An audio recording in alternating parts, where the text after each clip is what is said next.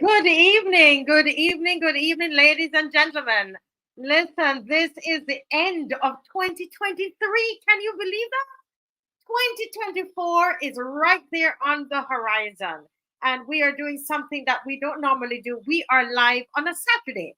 Yes, we are live on a Saturday today, December 30th, because tomorrow is the last day, it's December 31st, but today, December 30th, we are live. We are live. We are live. We are live because we have some business to do. We have business to do when we think about this beautiful country, Barbados. All right. So I'm going to ask you guys to share because we are not normally on. And for those of you, if it's your first time, I am Marcia Weeks, and you are watching the Marcia Weeks Show. And we're coming to you live from where? Which island? Which island? The beautiful island of Barbados. That's where we're coming to you live from. So we're going to ask you to share, and we're going to talk about all things Barbadian today, all things Caribbean. We're going to review and we're going to grade and all of that because you know what? We have a right to do that. We are the opposition. It's all about us. It's about us. We are the ones who put our leaders in power. Yes, Oswald. Hi, Oswald. I know it's Saturday, but you are all logged on. You're logged on. Pauline Maynard logged on. Tonight is going to be quite educational. Tonight, I tell you, the general is preparing for you all. He's been preparing all day today. And we have Jonathan Daniel is going to come on this evening as well. And oh my goodness, Sir Alfred Benjamin from Brooklyn, New York City. Brooklyn, New York City. Listen, while you please tell me where you're from and send your good nights. And what I am going to do, I'm going to try to do something that, really technical. I'm going to try to get onto, oh Lordy, I'm going to try to get on, go live on Instagram. And here I go again. And it's not, it for some reason, it's all set up to go, but it is not, it is not allowing me to go live. Don't know why. Don't know why, but it's all set up. And when I click go live, it's not happening. But that's okay. We will try to figure that one out another time. But we were trying to be live on Instagram again, and but it's not happening right now. Yes, Paul Messiah, good evening. Connected to the Real Truth Network. That's right. That's what it is. You're going to get the truth over here. And, that's it. We don't have any agendas. Over here, guess what, Gelbiz? We don't have any agendas. I'm not trying to run for any office. Caswell not trying to run for any office. I can't say the same for KEMAR and anybody else. I know Jonathan is not trying to run for any office. Jonathan, who's going to come on to make a presentation on crime a few moments later. But while he's preparing to come on, I want to ask you all something. As you are here, you're here in 2023 right now. It's 30th. It's the 30th of December. You can see 2024 right there on the horizon, right? You can see the skyline of 2024. What is it that you're hoping for Barbados? Good night, sir. This is Sir. Today I was telling some fellas about this program. They say you are the government and not the opposition. Hey, sir, how are you? Listen, I want you to dream with me. Gelbis, Paul Messiah, Jack Sober saying good night. ADG saying good night, everyone. Rachel Thornhill, good night. Natasha Hope, oh, yes. Carolyn Springer. Oh my goodness, my people's coming in. Mystic Angel. Hey, Mystic. SDNH. SDNH 99. How you doing? How you all doing? Now, what I want you to do, I want you to dream with me a bit, right? I want you to see 2024. We're right there. We can see the horizon. Today's the 30th. What is it that you are dreaming for Barbados? What do you see for Barbados in the horizon? Can you put it in the chat for me, please? We're gonna open up our spiritual eyes, open up our imagination, and we're not yet in 2024, but we're right there at the horizon. What is it that we see right there on the skyline for Barbados? What do we see? Huh? The anthem says, upward and onward we shall go, inspired, exalting, free. Is that how we're going into 2024 as Barbadians? Inspired, exalting, free. Upward and onward we shall go. Is that what's going to happen to us for 2024 Barbados? Where do you see yourselves, Barbadians? I wanted to write it quickly in the chat before our first speaker comes on. Someone says more humanity projects. Yes, that's what she's seeing on the horizon for Barbados, because we have a really, really serious homeless problem in Barbados. But listen, the anthem ends, guys. It ends where it says, and greater will our nation grow in strength and unity. Huh? Is that what you see on the horizon? The end of that anthem for Barbados? And greater will our nation grow in strength and unity. How many of you believe that? What do you see? I only see Gelby's writing something. Come on, man. Listen, we can see the problems in Barbados, but if we could just lift our eyes over the horizon and begin to imagine the Barbados that you want. What is the Barbados that you want? And begin to visualize that into 2024. What about that? Looking at the horizon, looking at the skyline. What do we want the skyline to be? What's in the skyline for Barbados? What's on the horizon for Barbados in 2024? Yes, forward movements. As the anthem says, upward and onward. Upward for Barbados. Onward for Barbados. We shall go. Not stay in one place. Go. Right? Go. That's that verb, man. And we're moving. Yes, we're moving. Go. Inspired, exalting, free, and greater.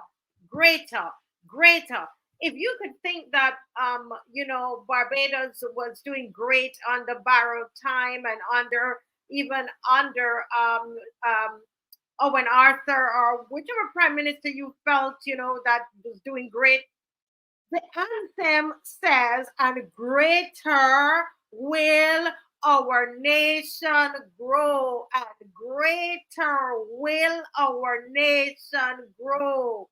Huh? Yes, Denise Moore says she wants to see more transparency and unity. Yes. And Eileen Worrell says a place where the young can prosper. Oh my Lord, yes. And you're going to be hearing from a young man, Jonathan, very, very, very soon. And I see our general is there and he's getting himself ready. And yes, so these are some of the things that we want to see. We want to see in Barbados. We want to see this in Barbados. Well, I want to. Oh, I see somebody else is saying here.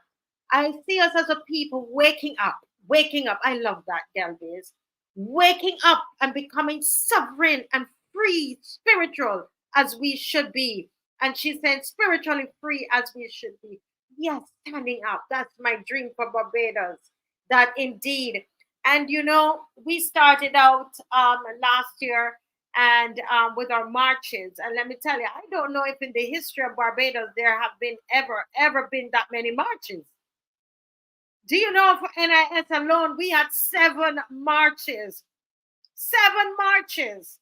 Plus we had a couple. I sent a friend to calculate that for me, please, to tell me how many marches we had for the year. Yes?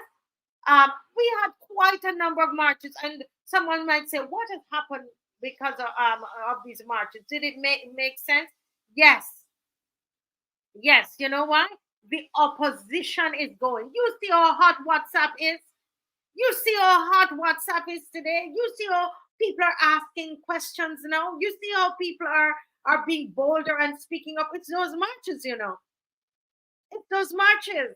Believe me, it affects the entire atmosphere. Yeah.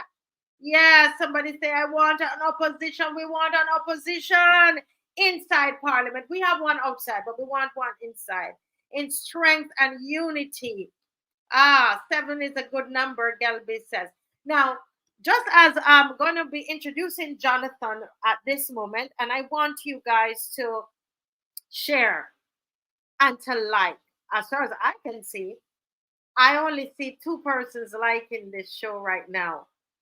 And all you have to do on the left hand side, you see a little thumbs up there. You click on that thumbs up, right? And if you go to the right hand side, you see a bell. And when you see a bell right there, right? And you just click that bell. And sometimes on your phone, you get a drop down and it will tell you whether you're, to subscribe or what to do. And I'm begging you to hit subscribe. The reason is we have some programs lined up for you this year. Let me tell you what's on the horizon. Listen, Barbados is going, you're going to see a new Barbados. It's a new Barbados with the education that they're going to get on the Marcia Week show. Let me tell you, even the ancestors, man, going to be like, yes, oh, yes. Nanny Greg and them going to be like pumping their fist. So you need to make sure that you click that bell. There's a bell there on the right-hand side when you look on YouTube. But on the left-hand side, okay, so I see the like is going up, but it's still not many. Oh, 152 of you on 4 likes, man. Come on. We can do better than that. When you like it, it's going to affect the algorithm and people will find it. You see what I mean, Rachel? Hey, Rachel Thornhill. Yeah? Yes, Rachel is praying for stability for our nation. Yes, our lives. Yes, yes, yes. But we're going to speak it and we're going to act it out. We're going to speak differently. Upward and onward we shall go, inspired, exalting, free. And greater will our nation grow in strength and unity. And I tell you, our nation is growing because we have this young man here, Jonathan. He's the founder of Positive Vibes. Ooh, I love it. Positive Vibes Creative Revolution, which was founded in 2018. Mhm. Jonathan founded this organization after having a powerful encounter with God when he was at the lowest point in his life, battling with depression and suicidal thoughts. Ah, my goodness. After this turning point, he subsequently worked with the Power of Choice, another very positive organization, and also does mentorship sessions in schools. He also owns his own business called Chill Vibes, where he provides content services such as wedding shoots. So if you want to get married, you got to hit up this young man here, wedding shoots and social media management, and he helps me. I don't pay him much, but he helped me. Ultimately, he plans to use his God given skills and experiences to reach and impact the youth in a positive way. And yes, and so we have Mr. Nigel, what am I called? Mr. Jonathan, because I see Nigel come up here. Mr. Jonathan, you are on tonight, Jonathan. How Yeah. are you? First of all, I would like to say thank you for having me on the show. I'm honored to be here with you and your other guests. Um, I'm well. This season, I'm taking this moment or for the holidays to get some rest. Not sure how successful that's going, but taking it one day at a time. Yeah. Well, I want to thank you for accepting the invitation to be here on this December 30th. And your job this evening, you are going to take us on this journey. You're going to review crime Mm. in Barbados. I'm sure you heard us talking at the beginning of the program. Mhm. about the national anthem, and the last line in there that says, "And greater will our nation grow in strength and unity." And so I know that that's your heart cry as Yeah. well. So Yeah. we're going to say over to you, sir, and we are ready. Everybody ready? Okay. You got your books? Look, I'm an old time, old time. Let me have pen. The other one I wrote out. The other one is my son's pen, and I got a book here, and I like to write my notes. So I'm looking forward to the Yes. education tonight, guys. Please share. It's going to be great. Over to you, Jonathan. Okay. So tonight I'm going to be talking about violence amongst our youth, particularly. I'm going to be giving the areas I think are the causes for this violence that we're seeing today with our youth. And I don't just like to point out issues in society and just leave it at that. I also want to address practical solutions that we can take and that we can use to help combat all the violence and the misbehavior that we are seeing with our youth today. Um, Before I even start, I also want to say that violence with our youth doesn't mean on a bigger scale that our youth is bad. It's just that the bad things get the most attention, you know? So Mm-hmm. there are plenty of positive young people out there doing good things, doing the right things, but doing the right things don't get you attention, you know? So try not to I also myself, and I always encourage people, try not to have or come to one conclusion when it comes to our youth. Because there are a lot of good ones out there, and I see them on a daily basis when I do the work that I do. Um, so to bring some references to what I'm talking about, on November 18th, 2022, there were 40 homicides recorded, and this was taken from the Nation, and so they were basically highlighting how many homicides were actually happening in Barbados, and I think that was a record. 40 homicides were recorded in 11 months at that time. So on other instances we had it with pertaining to youth and violence was on January 13th, 2023, a 15-year-old student was stabbed, and this was taken from Loop News on their website. On October 11th, 2023, a 27-year-old was shot and fatally killed. That was taken from Barbados Today. On the 6th of December 2023, a 31-year-old man was shot and killed as well. So these are issues that we're seeing coming up more often, more and more in our society today, and is predominantly being perpetrated by young people. And the last issue I wanted to mention was me myself on the 21st of November this year. I myself was almost stabbed by a student going to a particular school, you know, and this was after trying to intervene in the situation, trying to calm a situation, and it ended up at that point. So we can clearly see that there are signs of the issue of violence as it pertains to our youth.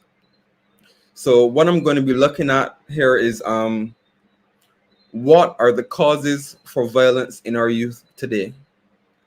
And I have 5 major points, but as I name the points, I'm going to also dive into examples of those points. Okay? So the first point I have is influence.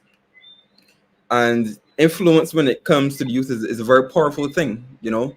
The influence is where you get your information from, is the basis on where you make your choices from, depending on where you take your influence. And the first thing I have under the list for influence is music. Music is a very powerful medium, you know. And I was having a conversation with a DJ the other day, and I was talking to him in regards to the violent music, or the music promoting gun violence, and how that is negatively impacting the youth. And as I was asking his perspective as a DJ, what does he find when he plays that type of music at parties and stuff? And he himself had to tell me. At first, he was hesitant to make the linkage between music and that kind of behavior, but then he himself had to admit that when he's at parties, he when he plays that kind of music, he call it the bad boy music. When he plays that for like 5 minutes, after 5 minutes, he just try to switch the vibe back into partying, because if he plays the music longer than that, things tend to escalate at a party.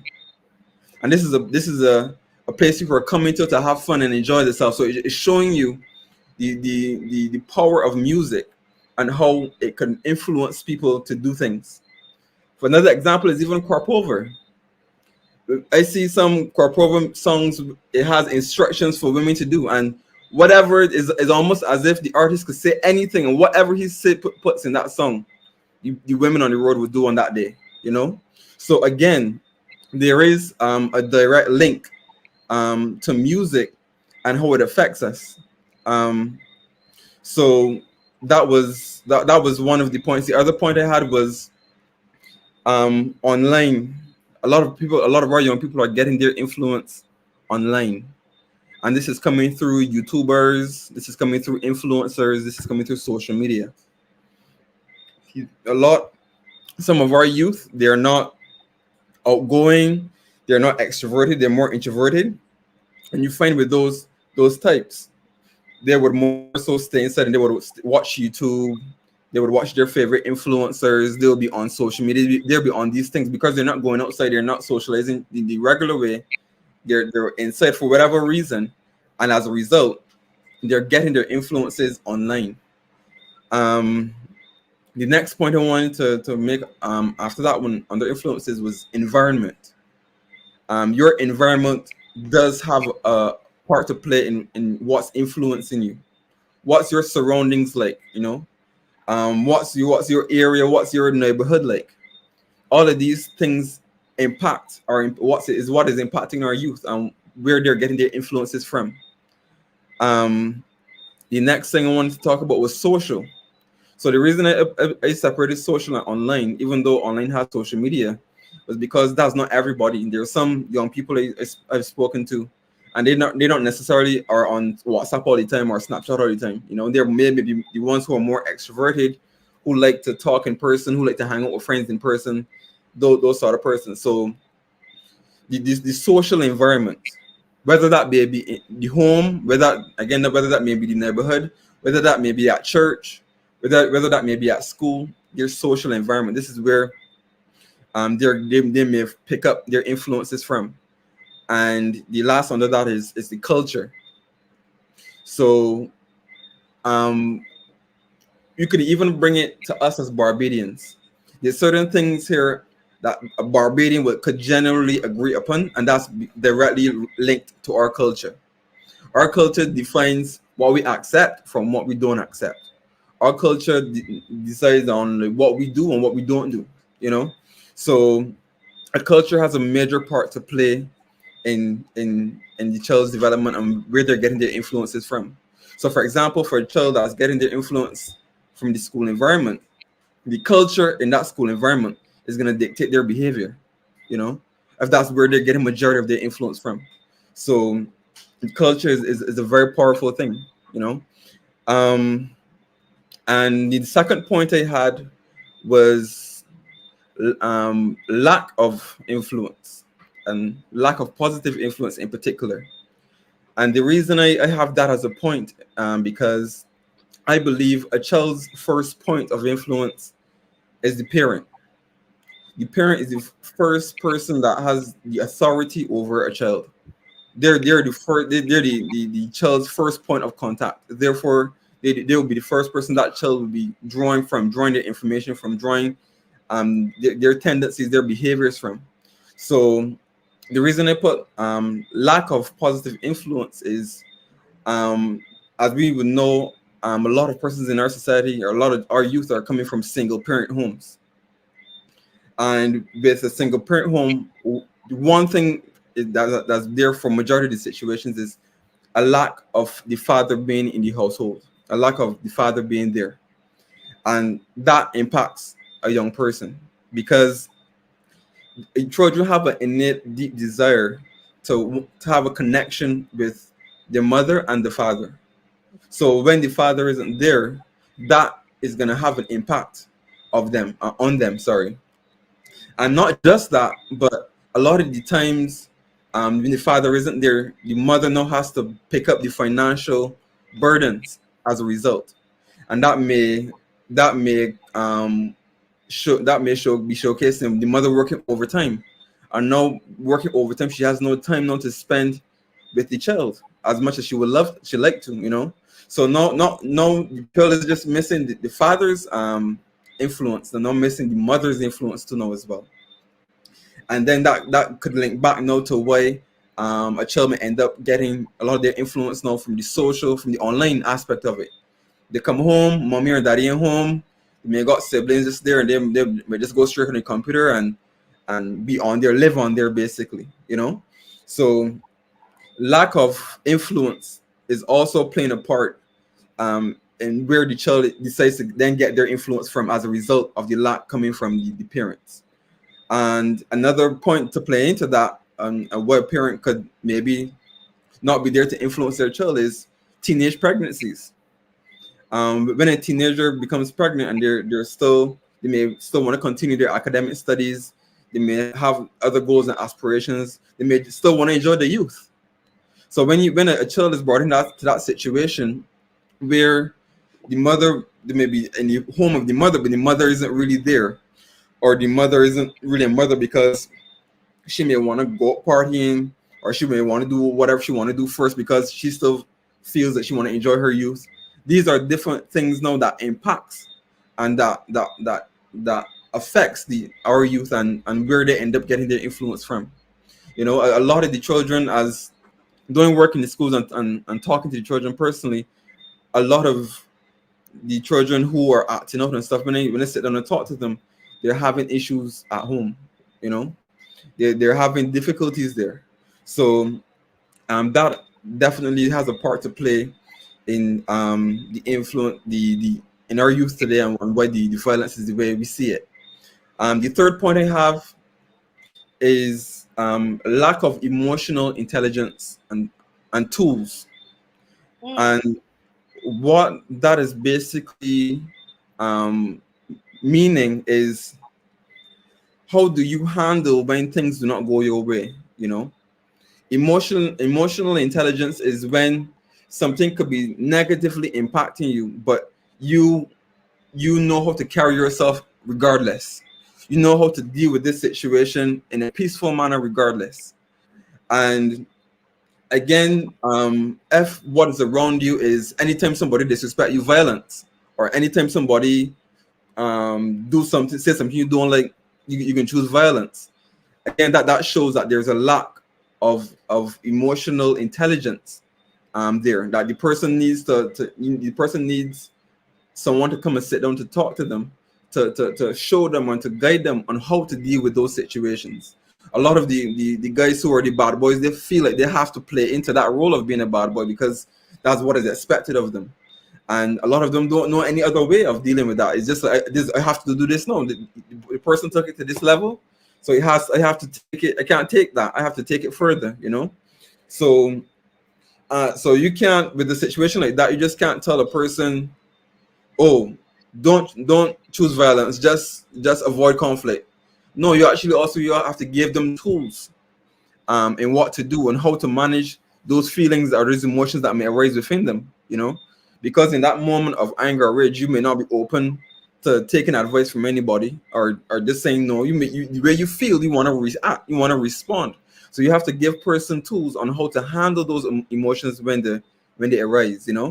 I remember when I was going to primary school, we were taught that if you get angry, count to 10, and breathe slowly. Take deep breaths in and deep breaths out, and I count to 10. And that's well and fine, and that's good. That's a good first step, but you still have to do something after that, because what happens when it's a situation when somebody's coming, the aggressor, they're coming at you. You're trying to remain calm, and you count to 10. You walk away from, you count to 10, and then you have to go back in the same classroom, the same environment, and deal with them again. You cannot want to count to 10 for the whole day. They might come to a point where you get sick and tired, and you decide, you know what, I'm responding because count to the 10 ain't working. So you have to give them tools and practical advice on how to engage and how to solve not just a plaster for the emotion. You have to give them a solution for the emotion. I give them ways that they could overcome these feelings, overcome these desires that they may have to respond in a violent way, you know.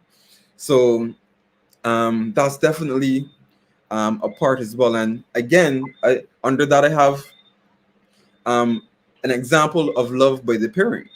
You know, when you're in a home where the mother and the father's together, at one point in time you can see mommy and daddy arguing, you know, and you're gonna be watching daddy to see how he responds, how he can deal with the situation. Things may not be going daddy's way, things may not be going mommy's way, and with both persons in the home, and if they handle it the correct way, the child could see that and they could learn from that. You know, they can have practical they can have practical examples of that in the home where they see mommy and daddy conflict resolve. You know, see mommy and daddy come together to sit down and they talk about how they feel, and they come to a solution rather than anything else occurring. You know, so that was one of the points. Another point I had there was experiences. So again, experiences and how it's linking back to the cause of violence in our youth today. A lot of what determine our experiences as children is the financial standing of our parents. Because as a child, you can't work for yourself, can't provide for yourself. You're totally dependent on your parent to provide shelter, clothes, food, these things, you know. So your parents' financial standing will determine how much they could provide for you or what they could provide for you, you know. So coming from a poor environment where the realities are harsher, that may affect a child's experience. Because mom may know, let's go back to the single parent example. Mom might be home, she working overtime, she trying to make ends meet, she could barely get things done, and as a result, you can't go to camp with your friends, you don't have access to things that your friends does, and the child may have a desire, I want these things, I would like to be like my friends, I feel left out, you know, I don't have these things, and that may lead to them making certain decisions, or feeling frustrated, or feeling inadequate, or all of these different things.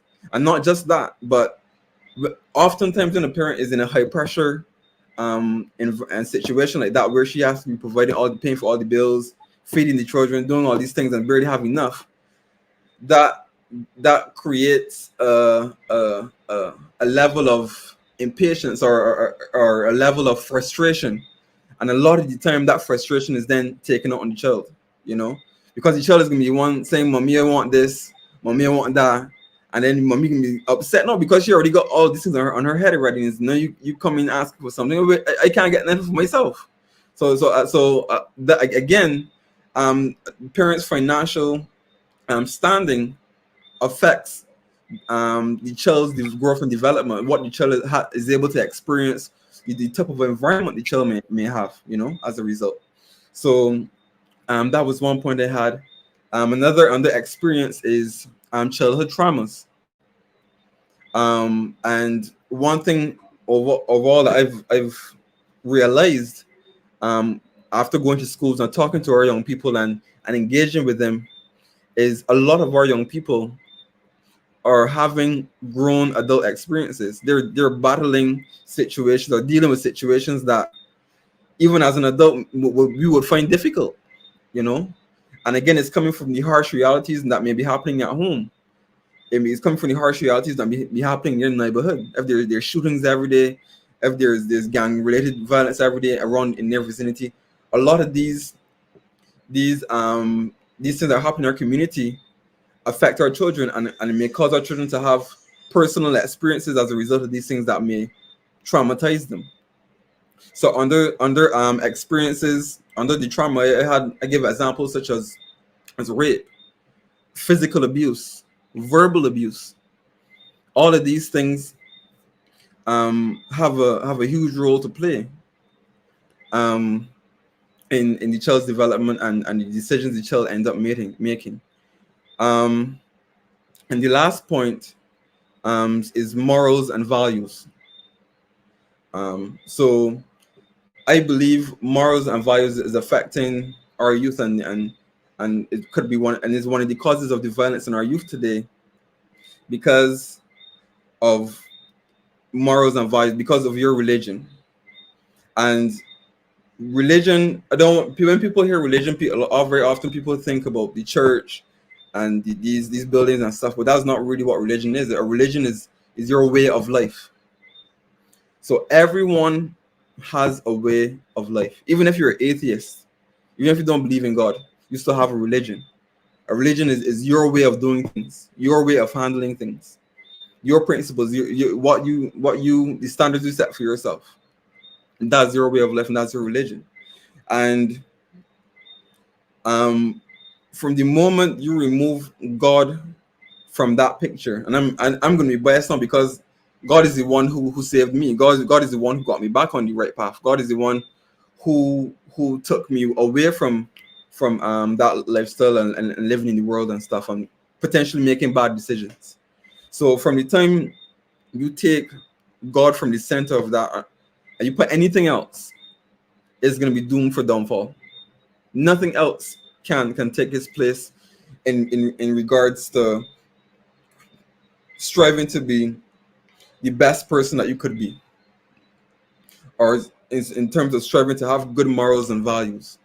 And the reason we need God is because he provides us with that standard that we have to try to live our lives by. You see, you and I, we all have biases to ourselves.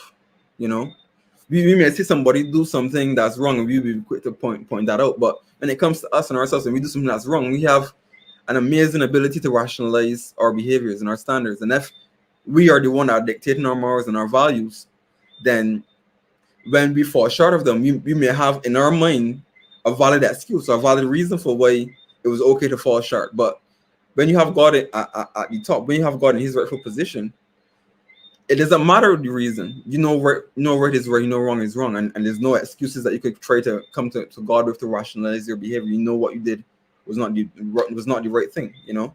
So those are my 5 points. So now that we got to that point, as I said earlier, I don't just like to point out the issues, but I also want to bring practical solutions to those issues, you know. And I really thought long and hard on these things, and is so interesting. All of these, you see, when we see an incident of violence occur, it isn't just that persons get it that day and said they're going to kill somebody, they're going to shoot somebody, they're going to stab somebody. There's a path that person was on from before then. There were a series of decisions that they made that led them to that point, you know. So is not just to just look at that situation and say, oh, this person want this or this person want that. You always hear is easy to judge somebody, but until you live in their shoes, you don't really know, you don't really understand, you know. So back to the solutions I have for the points I made. So the solution for, in terms of the music, I think the solution to that is being involved in your children's lives, you know, and developing, not just being involved in their lives, but developing a healthy relationship with your child, you know, creating an environment or creating a relationship rather, where they feel comfortable in coming to you, you know. And I get, as a parent, you want to see your child do what's right. You want to see them make you proud. You want to see them do everything, do all these good things. But the fact of the matter is, at one point or the next, they're going to fall short. They're going to make a mistake. And you have to ask yourself, if my child makes a mistake, do I think that they're okay, or they feel comfortable in coming to me with that mistake or not? You know? And a sentiment I hear from a lot of parents is, I'm their parent, I'm not their friend. And I completely get and agree with that to an extent, though, because of course the child has to respect the fact that you're an authority over them, and they have to abide by what your rules and what you say. But at the same time, you still want a relationship with that child. You still want them you still want to know them. You still want them to know you. I'm certain that a lot of parents would rather their child come to them when something bad happens than to go out there and to go and take advice from other people.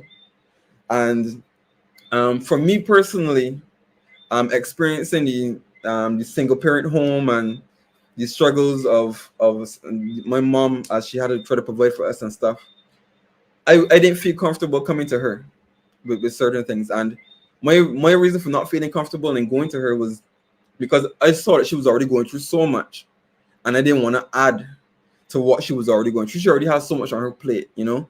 So when I see my mom come home and she's so tired and exhausted from her feet maybe swollen, all these things, I don't want to do anything to add to that, you know.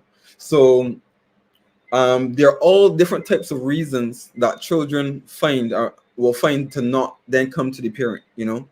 But it is important for you as a parent to let them know. It does not matter how tired you see me when I come in. It does not matter what you see happening. Come to me whenever something is wrong. Talk to me. I want to be there for you, you know. Allow them to know that it's okay for them to come to you. And when they confide in you and tell you and share certain things with you, don't then spit it back in the face when you do something to upset you.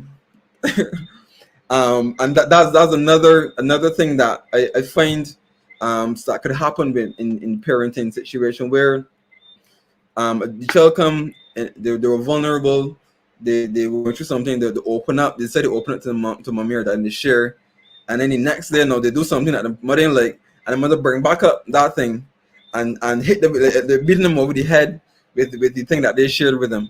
What that's gonna bring now is distrust. Because from that point now, I'm not coming to you because I'm gonna share that with you. I'm gonna thinking that you're there for me, you're supporting me, and then you can bash me with the same thing that I shared with you in confidence. So when a child comes to a parent and they share, the parent too also has to respect that. The parent also too has to honor that, because the child is going to be watching you. The child is going to see then, okay, I tell mommy this, or I tell daddy this, how they're handling it, how they're treating me, sense, how they're talking to me, all these different things. So we have to allow our children to become comfortable with coming to us and talking to us, you know.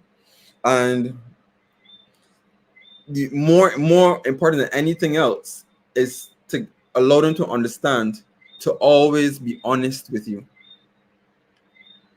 And I found a way of find a really good technique of enforcing that is sometimes you will hear a parent say, "Did you take up the cookies that I told you not to take up?"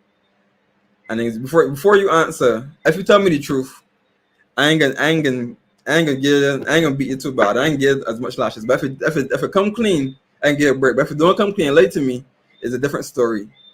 And that's an excellent technique. That's an excellent way of encouraging the child to be honest, because they can tell themselves, no, boy, it's better for me to tell the truth with mommy or daddy, because if I lie and I get catch, it can be worse than if I didn't tell them the truth from the beginning, you know? So these are things that we could use to encourage our youth to be open with us and to be honest with us, even if it's at their own detriment. They can say, you know what, I can take the couple licks because I'd rather that punishment than if I don't tell them the truth, you know? So encourage that honesty in the relationship. And another thing too, if you want your child to be honest with you, you also have to be honest with your child, you know? And sometimes the dynamic between the parent and the child is the parent then don't want to admit when they're wrong. So the child could be wrong about something, the correct them, to give them lashes for that wrong thing that they did, and next week the parent make a similar mistake, and oh, that ain't nothing, man, that's all right. And the child not gonna feel like, but this was a big issue when it was me. Why is not a big issue when it was you? You're not even apologizing, you're not even sympathetic. This is not fair, you know. So you still want to respect that dynamic, to let them understand, you know what, as much as I'm your parent, I was wrong in this situation, and I apologize, you know. So these are things that children will see and that they will respect. The next point I had is in terms of lack of positive influences. This is how we speak to our child.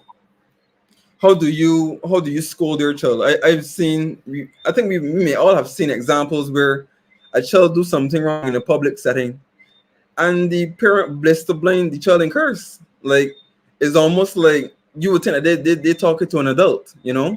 So how do we address our children when they've done wrong, you know?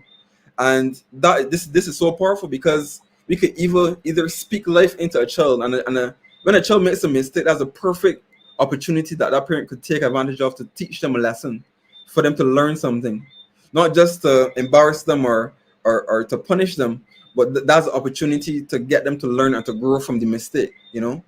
So how we speak to our child has a lot to play in that. And so often you may hear the mother, especially if it's again back to this single parent dynamic, or you just let your father, you be just doing this and doing that and next and the third, and you don't realize that they're internalizing these words, you know. They're making that relationship in their own mind with themselves, that, oh, I'm just like my father, he ain't not good and angry, me not good. Rather than, I know that you could do better. Yeah. You disappointed me today. What Yeah. caused you to make that mistake? And you know better than this. I disappointed in you. It helps them know to understand themselves, and not see themselves as evil or bad or whatever the case may be, but see them with the potential to be something great, you know. Yes. So how we address them, how we engage with them plays a huge role in that. Yes. um yeah, I know you told me 4 minutes left, so I Yes, don't yes, yes. And we have a really tight schedule, but yes. what a very intuitive, very you. This is a review from a practitioner. You Yeah, know, Mr. Franklin. This man is in the trenches, and yeah. he is reviewing what our youth is involved in and why. He gave us at the start of the presentation the number of murders that we've Mhm. had, and young people from 15 to 30 years old dying, being killed because of violence, and giving us the a review of what really is happening with our young people. Any thoughts from you, Mr. Franklin, that you want to add? I know we have a caller that is trying to get through. The caller, you can call back. Go ahead. You Oh, can't hear you. Mhm. Yeah. you're good Yeah. now. You're good Thank now. you very much and a good night. Good night. I sat and I enjoyed your session. Trust me on that, sir. As a lot of things that you said are experiences that I had. Even the last was when you said, just like your father. A mother told my son so once, and she said, the little boy said, "Daddy, my mommy said I just like you." I said, and he come and he hugged me because he said that he wanted to be like me. Mhm. Yeah, So that's good. That's yeah, good. Yeah. she Yeah. didn't understand that Yeah. she was trying to Right. Oh, chastise me, but he wanted to be. He said, "My mommy said I just like you," and that was. He was proud, man. He wanted to be like his daddy. So, you know, but We, we but actually we actually have a caller. Can we stick a pin right there? We have a caller. It's Nigel Newton. I'm seeing your name come up here, Mr. Newton. Can you turn off your YouTube channel because we're hearing you? Good night, sir. How are you?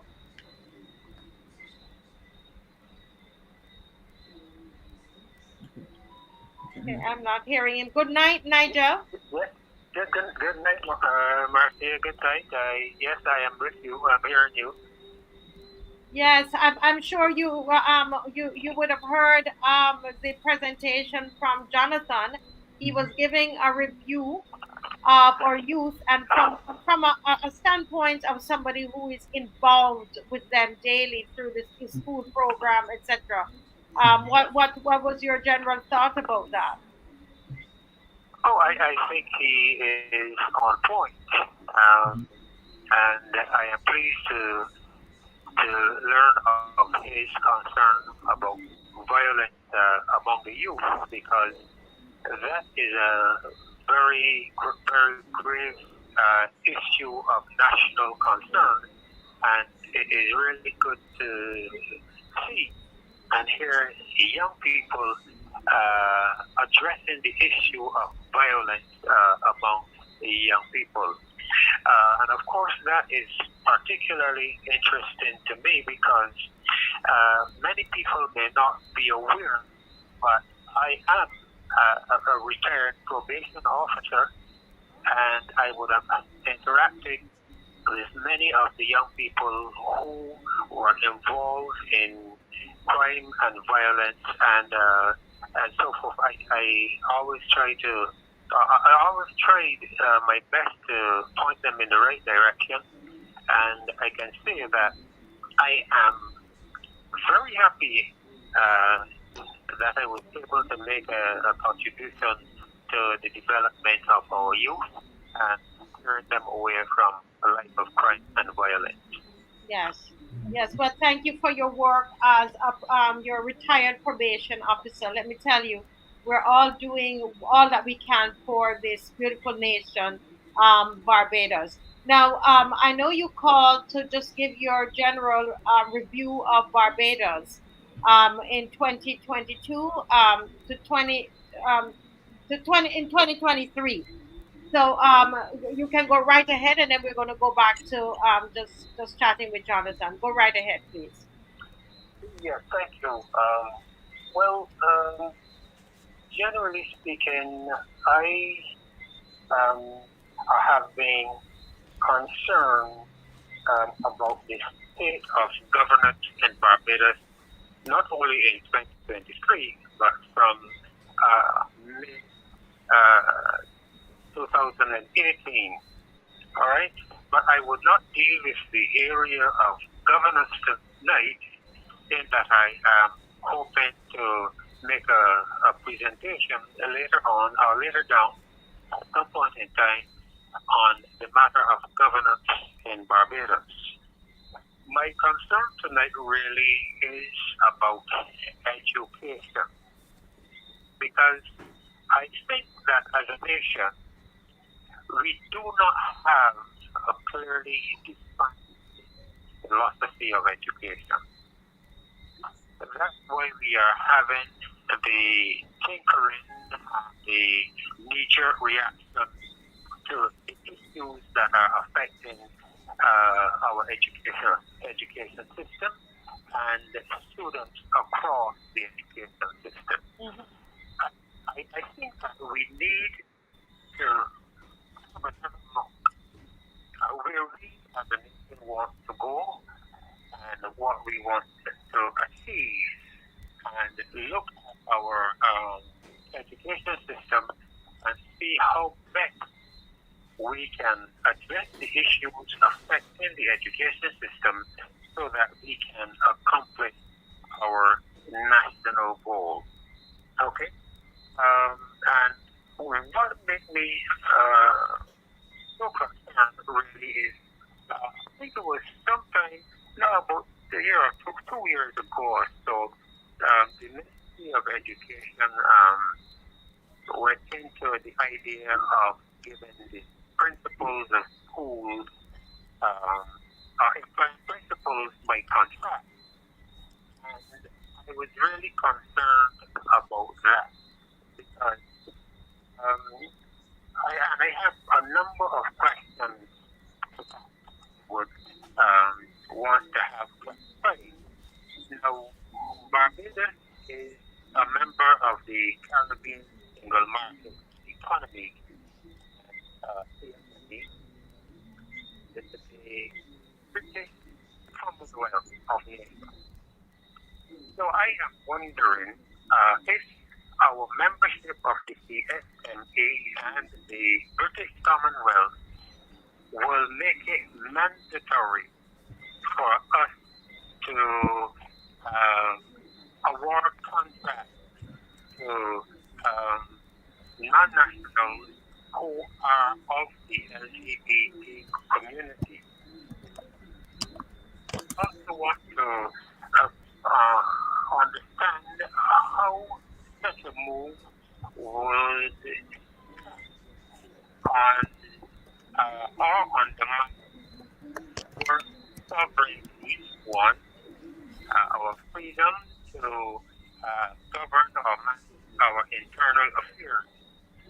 And I also want to know what would be the correlational impact of such a demand is subverting our concept of who we are as a nation, our national goals and aspirations, and the kind of society we as Barbadians wish to build. So those are the main concerns I have with education and the direction that we are going. Yes. Go ahead, you want to question? No. I'm just saying that these are valid questions, and those of you who are watching, it's not just for the panel to respond, but you have the chat and you have the number. You can also call into the program. I put the number on the screen, 236-7000. But go ahead, Nigel. And as a result, I would like to draw to the opposition, the people's opposition, a quotation from Socrates, really, because I'm concerned about education, the quality of education, the direction that we are going in terms of education, and as I mentioned earlier, the idea of awarding contracts to certain persons. Okay. And I am also concerned about the disregard for the mental, emotional, psychiatric, and what it would have, what such it would have on the maturity of our students. And looking at CALIA and addressing the issue of education or the education of the youth, CALIA, Socrates asked one of his someone who was listening to him. He said to CALIA, if your two sons were foals or calves, there would be no difficulty in finding someone to put over them.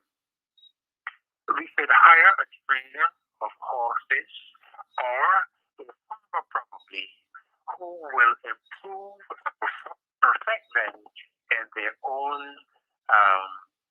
proper virtue and excellence.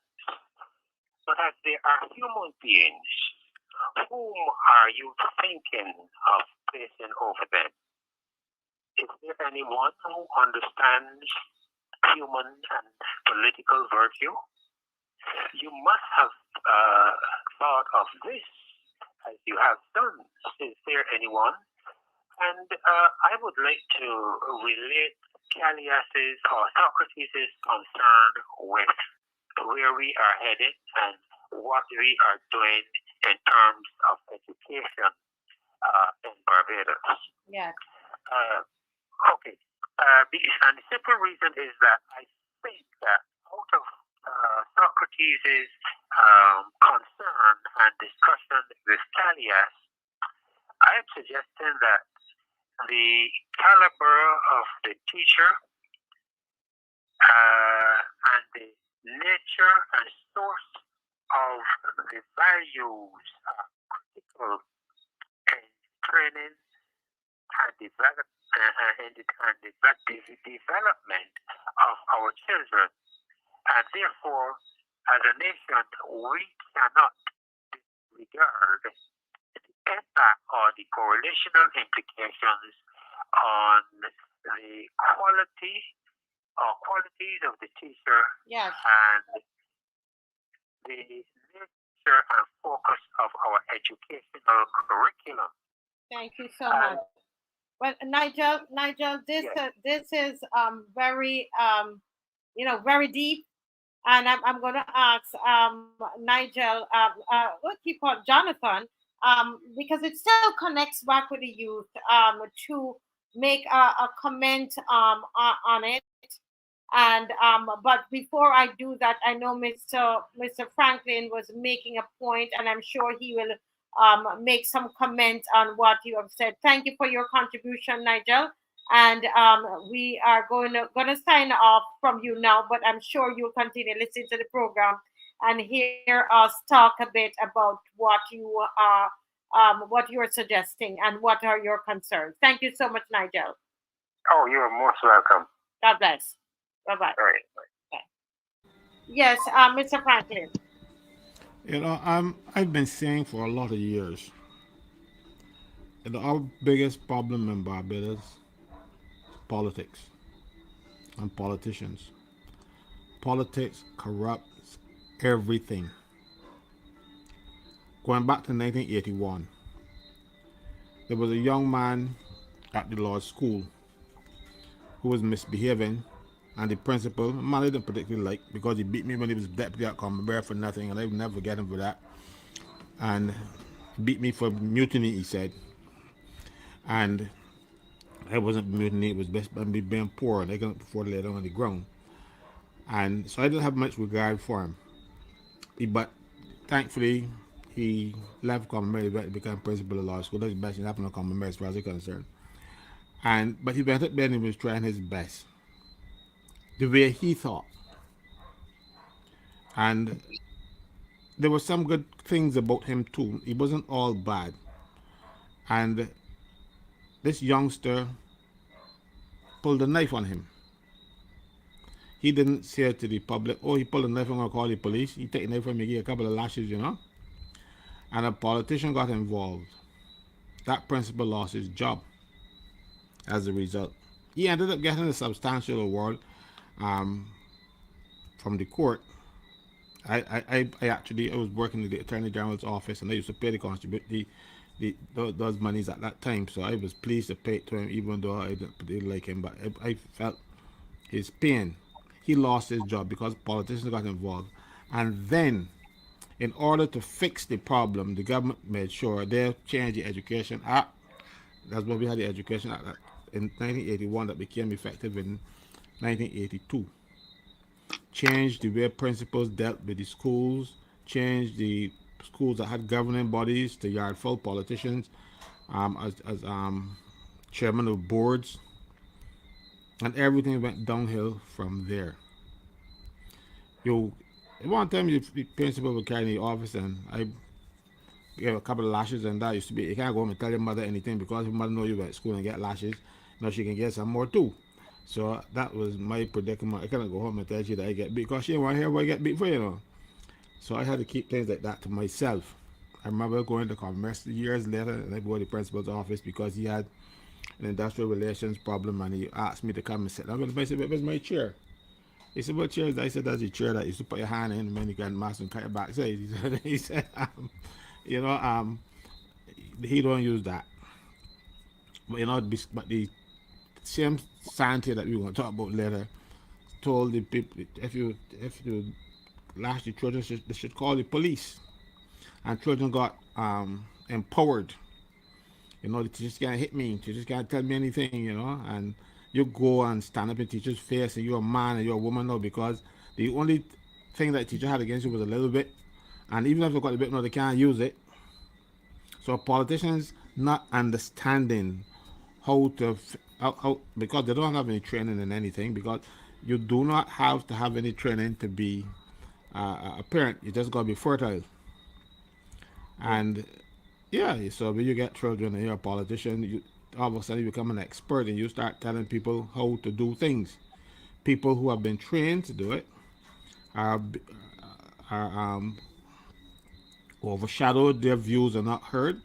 I well remember years when I worked in UPW, we had a situation where a young man, he was a welfare officer, and somebody came to the welfare department for assistance. He did the assessment, and he said, no, this person is not a candidate for assistance. And that was his report. He got transferred because the politician who sent that person to the welfare department expected him to get paid, get some money. Not, mind you, the fellow was not in need, but the politician sent him. So that's what I'm telling you. Everything in this country that's going bad, that is going wrong. Crime You have the politicians now get involved with the criminals, starting from the opening of Parliament. Like that's one of my pet peeves because I could not take my wife to the opening of Parliament when I became a senator because they had a space for her, but they had space for drug drug lords and all kind of stuff. People were there. The police identified them, and the politicians involved with the criminals. So when you have situations where where the politicians now have instant access to the criminals have instant access to politicians, and the young people seeing that, well, you aspire to be a politician, or a criminal, because those are the two jobs that nobody can tell you anything. Petty criminals like the fellow who go and steal a check and go and try to cash it. I'm not talking about them. I'm talking about the big fellows who have the telephone numbers that you can call politicians, speed dial them when the police are there standing. We know of a situation like that. So it is going to be very hard to combat crime in this country when the people who are protecting the criminals are the elected politicians. That is Yeah. that is something that is troublesome. It is bothering me, and it should bother all of us. But people seem to um, give politicians a pass because you like them. But that is very sorry because I didn't get passes because my mother loved me. If I did something wrong, I paid the price, Mm-hmm. and she loved me, and I well, she loved me to the day she died. But that didn't mean that I didn't get corrected, Right. Yeah. But So we I was saying you raised an important point there. I know that Jonathan did not speak about that.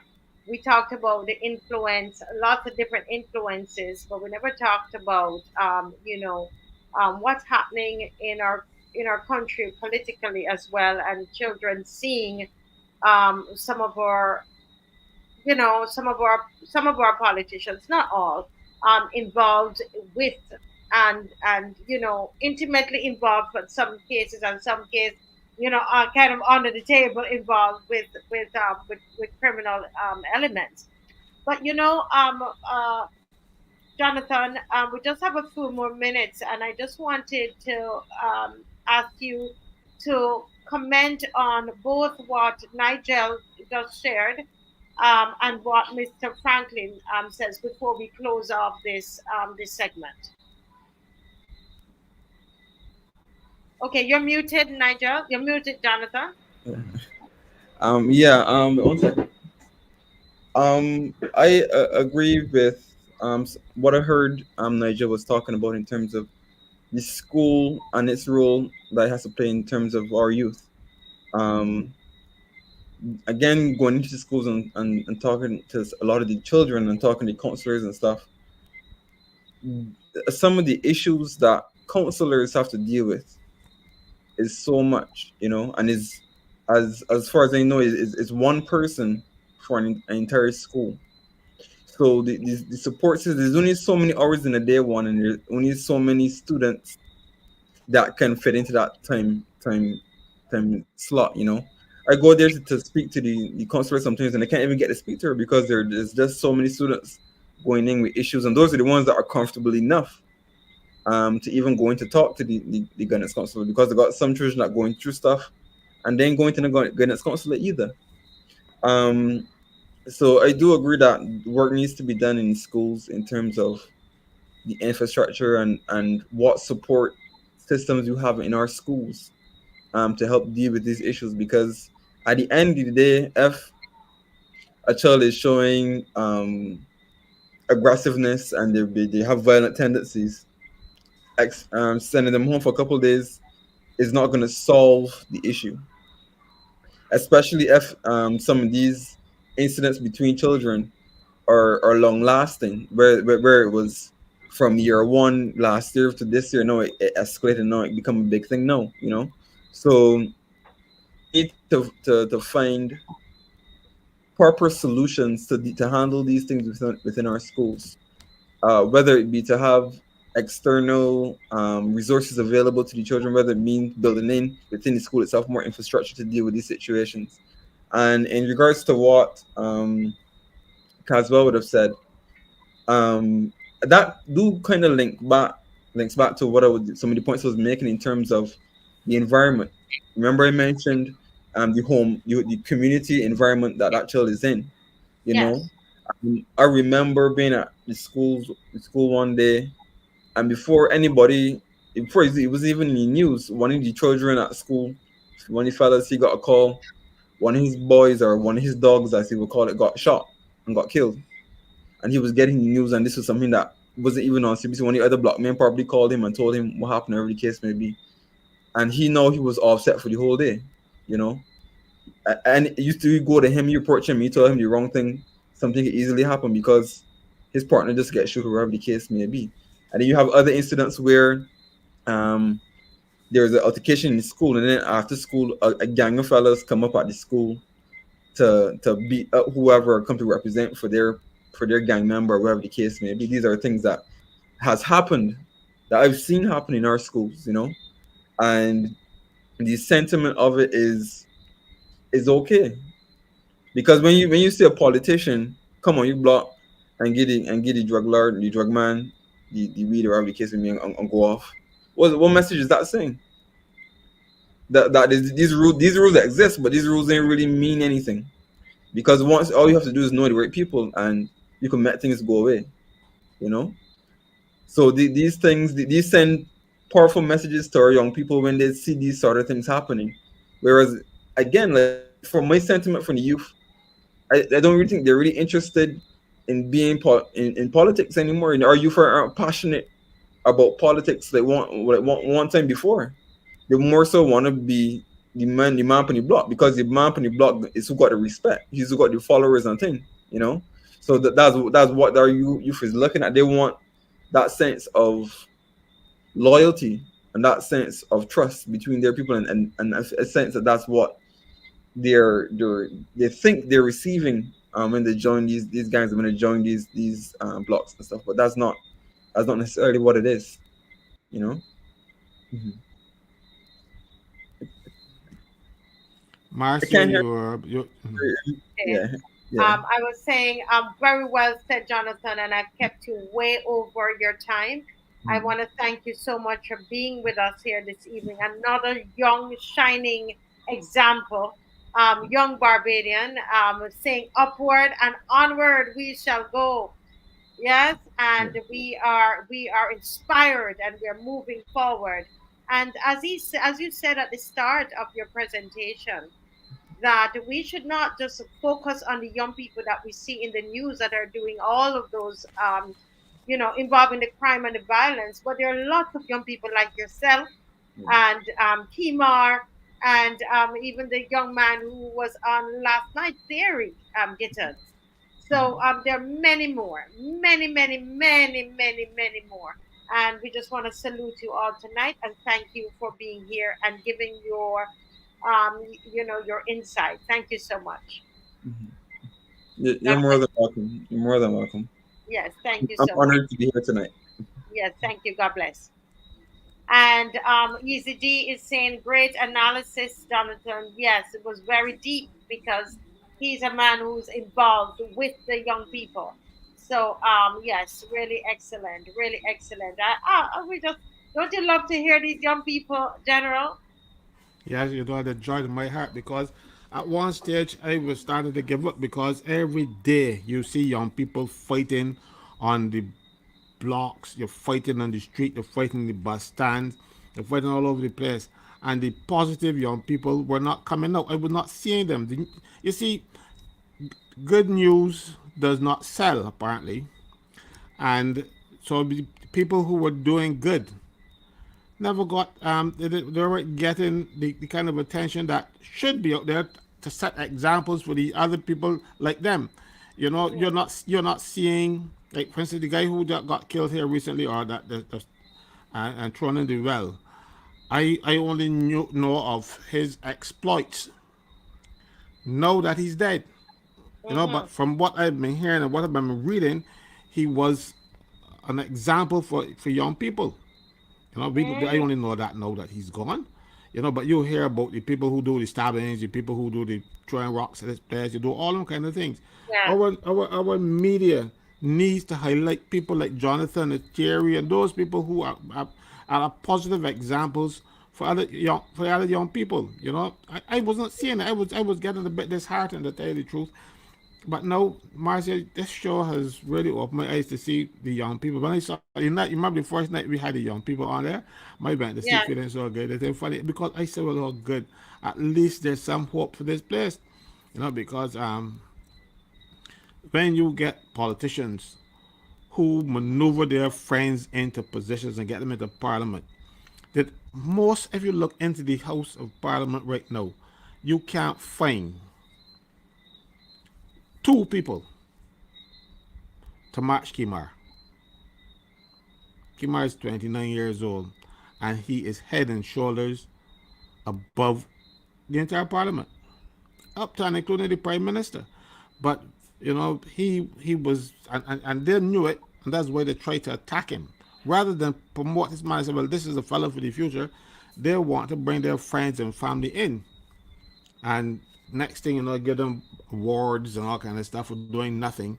When the people who are out there actually doing stuff, nobody gets the opportunity to get exposure. For national exposure, people might know of these people because they like Jonathan, who goes to schools and stuff. So people in schools might know him. But I think more people need to know who Jonathan is and what he has come through. Mind you, I know his mother, and she's an excellent woman. So I realized that he got good training. Yes. She's one of my members, mind you. You see, that goes back to the anthem. And greater will our nation grow in strength and unity. Yes. She's Yes. one of the nurses in unity. Excellent Christian woman. So she brought. So Jonathan didn't just happen. He had an example. And I can assure you, sometimes she and we would talk on the phone. We don't do it as much now as we used to because I'm getting so busy.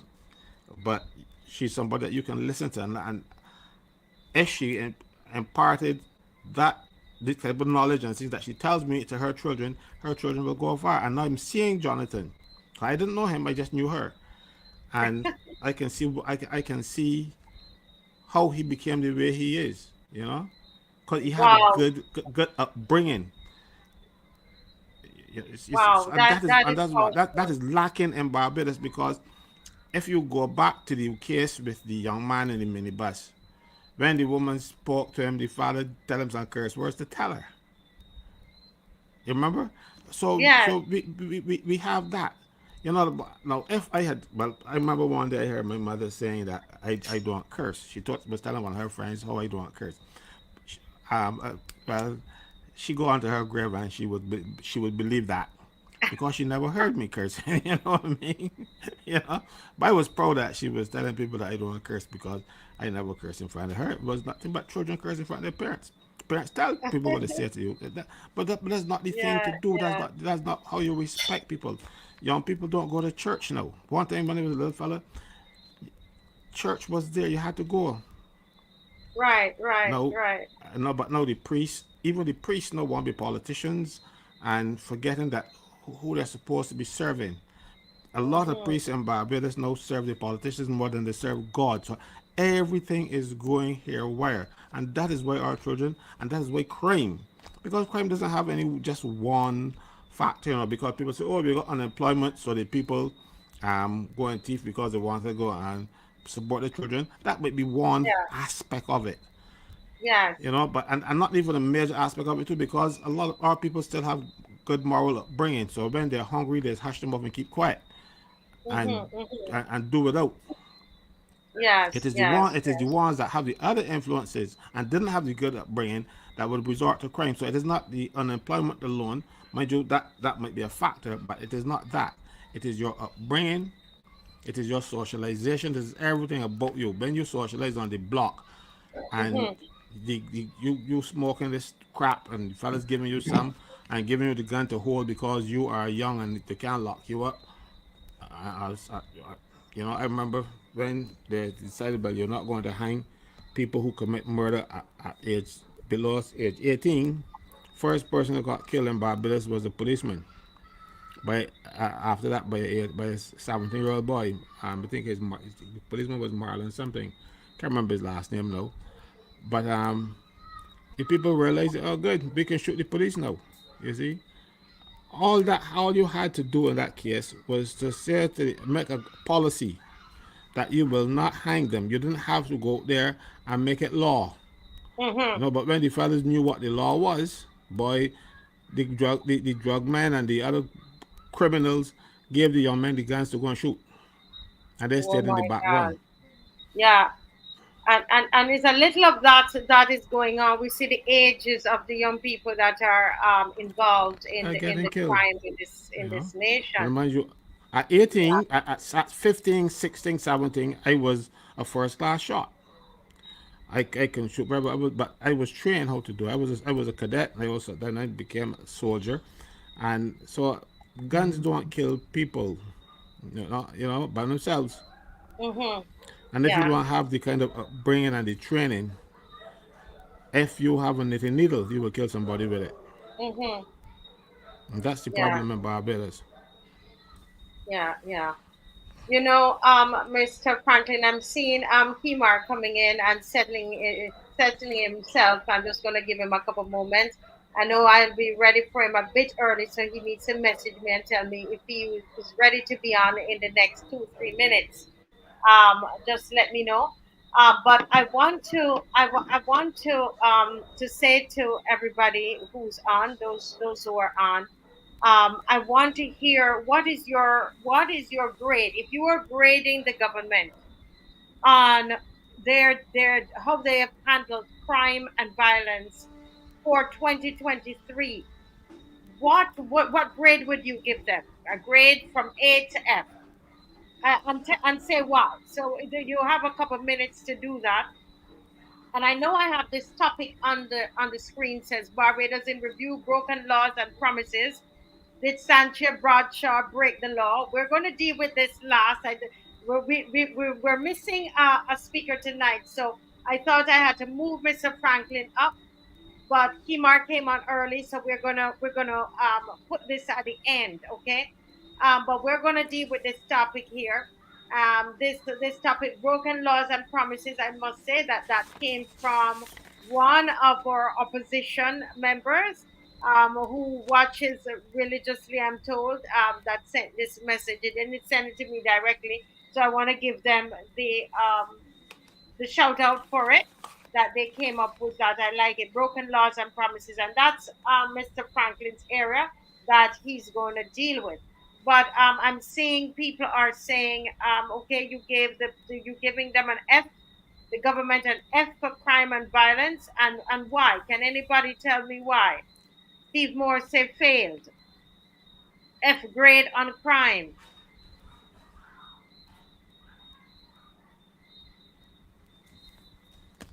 Yeah. Anybody? Can anybody tell me why? Why are you saying? Why are you saying that you're giving the government an F? What about? I mean, they instituted the peace program, which I know Mr. Franklin is totally. Not. I don't think he's against the idea. It's because I love the idea of that program. It is just the way that it is administered, the way it is done. What about okay, somebody said because they're paying criminals, okay.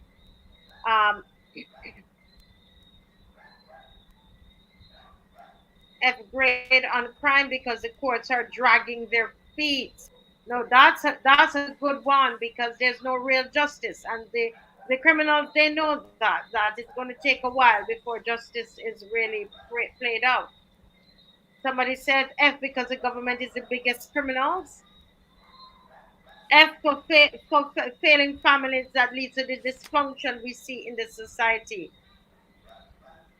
Okay, somebody gives them a C. Diana Seeley says C. Brave attempt by the young Corey. That's through the because really we did see a dip in the number of violent crimes during that time. They were getting Somebody eight said thousand dollars not to kill people. not to kill people. They were Um, getting $8,000 not to kill people. So so then you're saying because they were being paid not to kill people, why the crime rate went down. Everton Hunt said X, plain and simple. What is X? It's A to F. The AG, where is he? AG is missing. Okay. Easy D says perhaps a grade C for tackling youth violence and not having enough support systems in place. Okay. Can you expand on that, Easy D? What do you mean not having enough support systems in place? So somebody says they gave them Mystic Angel. Did you give an F? I'm not sure. They said because most crimes were done by the government, like imposing those jokes on us. And somebody said, who signed the truce on the peace program? I don't know. So some people are giving the government an F, some people are giving the government a C. Because they believe that there was some change, that Corey is making a difference. Right? And that's your opinion, and that's why we're here. Anybody else? Okay, the Mystic is saying she gave an F. Anybody, any other thought that you're seeing? Any grade that you would give the country, give the government based on the initiatives that they've taken, and do you think that they're working? Do you feel safe in Barbados at Initiatives this that they've time? taken, and do you think that Okay, do you feel safe in Barbados? That's important. Do you feel safe at this time in Barbados? No other comments. I know for one that I love the idea of the peace program. I'm really sorry that it seems as though, as I've kept saying, that it's not a holistic program. To me, it seemed, after examining it a little closer, I realized that it's not holistic. And I think that that is dangerous in itself. But the idea of it, I would say that was a good attempt at coming together with something. So I think that was good. Um, do I feel safe in Barbados? I have to say I don't anymore. I really don't feel safe. I used to feel safe. I used to tell my mother, I'm Jamaican living here. You feel safe, man. Barbados is different. Not so anymore. I'm passing a bike. A bike is passing me. Probably because I'm from Jamaica and my antennas go up. I'm not comfortable just sitting in a car there by myself anymore. Not like how I used to be. So yeah. Somebody says that Jeffrey Sobers are giving them an F. That they're breaking the law. The government is breaking the law. Yeah. So we're going to talk about broken laws and promises, and we're going to deal with the SANTIA Bradshaw issue last. But we're going to, we have a young man here on the screen, and we missed him last night, Mr. Franklin. But he's here with us tonight, and he's going to have 45 minutes uninterrupted to give his presentation, his review on the Barbados economy. Good night, KEMAR Stewart. Good night. Good night. How's Yes, everybody? yes, That's very great. much, yeah. The audience. Sorry, I missed out last night. It was a very hectic night, but a hectic couple of days actually. So that's why I got here. Um, tad late too, but nevertheless, happy to be here. It's the end of the year. We had a very good rally. Uh, for 2023. So I'm very happy, coming from the marches, speaking. No, our show is now taken over the airwaves by storm. Right? Yeah, as you said that, I put out a short 7 minutes video on Mr. Franklin this morning. My editor, another young person, let me tell you, them young people, them serious. Quickly, he did it up for me. And would you believe by this evening, I think it could have been about 3 o'clock or a little near 4 o'clock, I looked at it. and it was over 2,000 views. Yeah. You know, so you're right. You continue, Kimar. Yeah. So I'm glad for that. I This evening, as you say, my presentation is about the Barbados economy in review. Um, I was going to do slides with my own information, but what I'm going to do is to show you official documentation from the IMF and official documentation from the report to Congress, official documentation from the Central Bank of Barbados, as opposed to me showing you my slides, because I want Barbadians to firmly grasp that this economy is not well. Barbados is not well, right? And it's not working for us in the majority. It's working for a few.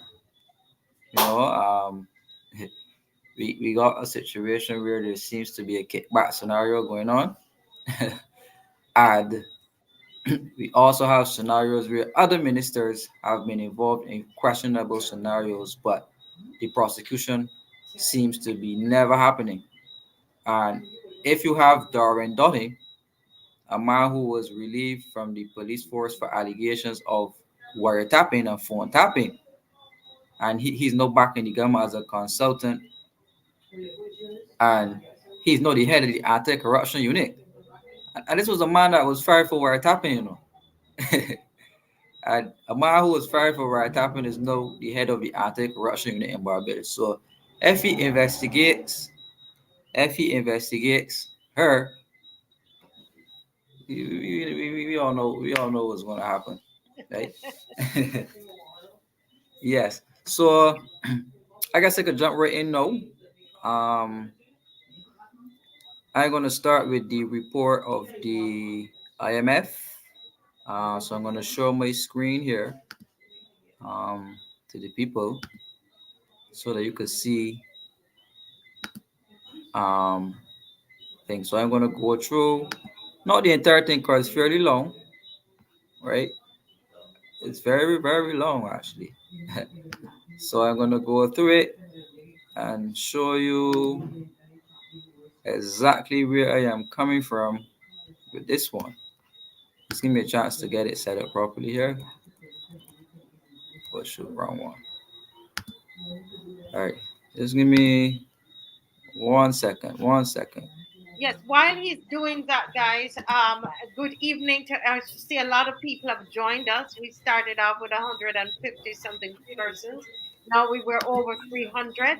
And so I'm going to ask you, first of all, thank you for joining. Thank you for joining. It's Saturday evening. You could be doing so many different things. I'm going to ask you to share this live this evening, and also to like it. You will see that little you will see a little what am I saying? A little hand there, a thumbs up. You're right. So you can basically do your, just click on the thumbs up, and that you get to like it, and that's good. The algorithm that works well, because then people can find us. All right. And then on the right hand side, you will see a bell, and that's your subscription. That's where you decide that you want to subscribe to us. You click on that, and it will walk you through what you have to do. It's very simple. All right. On the screen, we want to continue to promote um, the march that is coming up on January 13th, which says everything is about change, and this march, has to do with the ID, and where we are, Barbadians are very concerned about the ID, private ID. The deadline is supposed to be January 31st. And so we're going to hit the streets again. And they should know that we didn't finish. As they say, if we were done, we just a come. So they should have known that, right? So that is everything is about the change.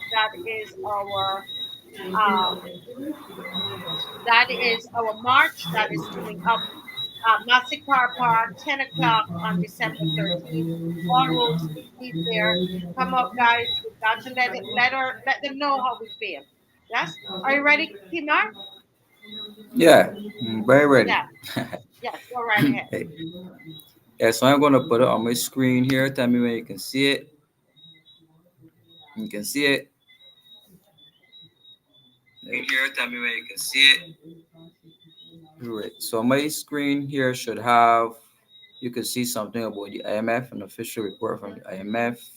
No, it started to come up, but okay. So somehow we're not seeing it. I'm not sure based or what. Yeah. Cool. All right, I'm gonna try it one more time. Okay. Um. hmm.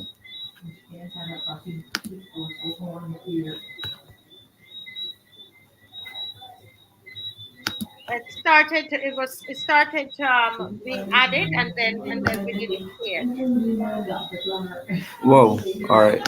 All right. But we're gonna work around that. I'm gonna put up something here. Right. So we have. You can see something now. It's coming up. It's coming up. Yes, yes, we can see it. Go right ahead. Right. So basically, what I want to show you here is the statement from the IMF. Um, the last review that the IMF did in December, right? So just follow my screen. That you can notice it, that you can see it. Yes. Okay, right. Let me. I'm going to show you something quickly here. On the left hand side, you can see that there's a guy called Patrick Balgrave, who's the resident representative of the IMF. Right? Many people may not know this, but the IMF actually established an official office in the Central Bank of Barbados. Right? And in that office, this guy here is the liaison between the IMF. But the IMF never had an office here, but they do know. And that's a recent change, Um, and this guy, there had someone there before him, but he left, and this guy is a new hire. And there's space in the office for what we call a local economist, a local Barbadian who would be the liaison between the local operation, the local economy, and the International Monetary Fund, right? However, when you try to contact the IMF's office using any of these contact information here, they would tell you specifically that you need to go through the government of Barbados to speak to them. Right? So if the government does not approve, you cannot speak to the representatives of the IMF, as it seems. Right? Um, that's very strange. Obviously, the IMF is going to be in Barbados to about 2050. That's 2050, 50. And we are now in 2023. So the IMF has at least 27 more years in Barbados. Um, Wow. and I'm going to show you along the way in the presentation um, exactly why it was said that. 'Cause I'm going to show you a screen of the loan arrangements, the payback periods, so that you will see exactly why I said what I said. The debt arrangement for Barbados is supposed to end, well, not end, but come down to 60% of GDP by 2035, right? But that's only 60%. That doesn't mean that you don't owe the IMF. You still owe them, right? Um, so late 2050. So just trying to get the other information put on the screen that you can see. But again, a bit of trouble with the slides. I don't know what is happening here really. Um, it doesn't want to show no. Oh. All right, we're gonna skip past this part, go on to Congress here that you can see. Right. So Congress, I think we did this one on the show before. We spoke about this. The Barbados government is now directly reporting to the U.S. Congress, and on the screen you can see here clearly. You're going to zoom in. You can see here clearly loans to Barbados and Suriname. Because it was a joint report. Now I can't tell you why Barbados and Suriname is jointly reporting on its debts together. I honestly can't explain that. I would like to know why, but I don't have the explanation. So this report here is the report that was submitted to Congress on behalf of Barbados and Suriname.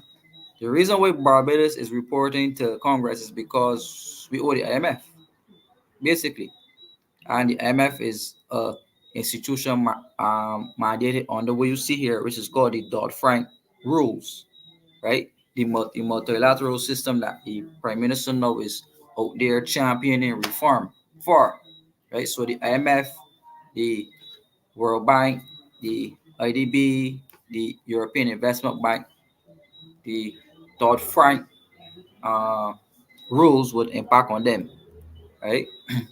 I won't go into what the Dodd-Frank is because that's a little bit too technical of an explanation. But it says here in the introduction that the report provides an assessment of the likelihood that Barbados and Suriname will repay their loans to the IMF in full.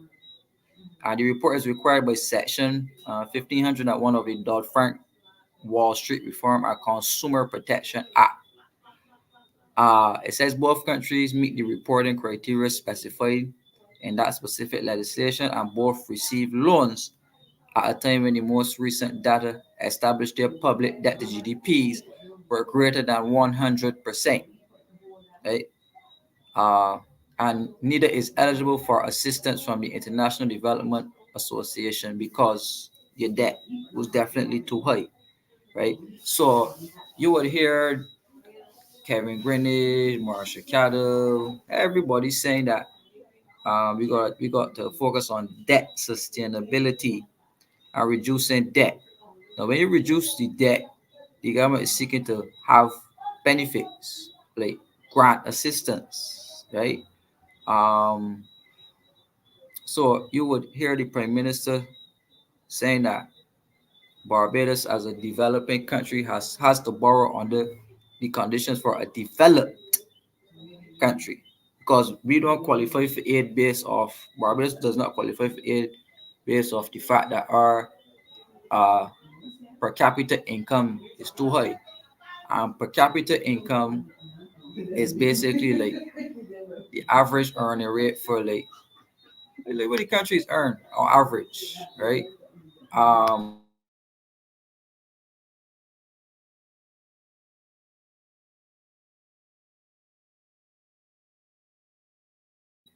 Hello, sorry about that. Right. So, right, the per capita income of Barbados is too high. So every country has a measurement. So like the average income, average collective income for every country. There are specific thresholds based off the IMF, the World Bank, the CDB. These places will give you thresholds that if your per capita income is below a specific amount, you will get grant income and uh, subsidized loans. They call it subsidized loans, but that's not the correct word. But just trying to paraphrase subsidized loans. But Barbados does not get that. We have to borrow on the market like all of the other countries, right?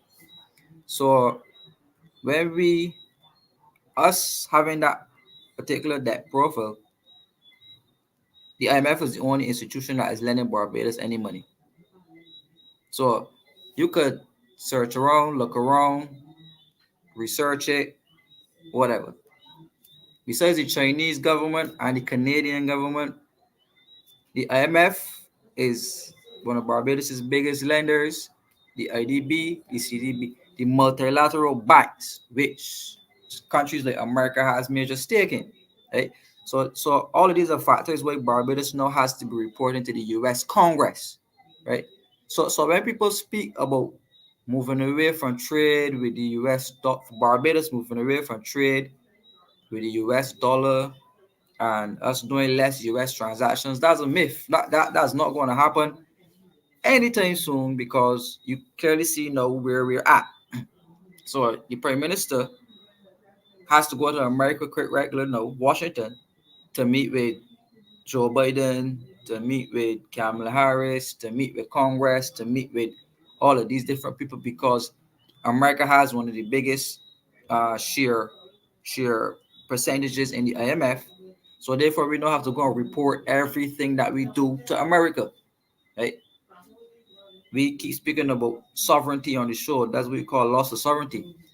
Before 2018, we didn't have that, right? Barbados still had its sovereignty as it relates to borrowing relationships, right?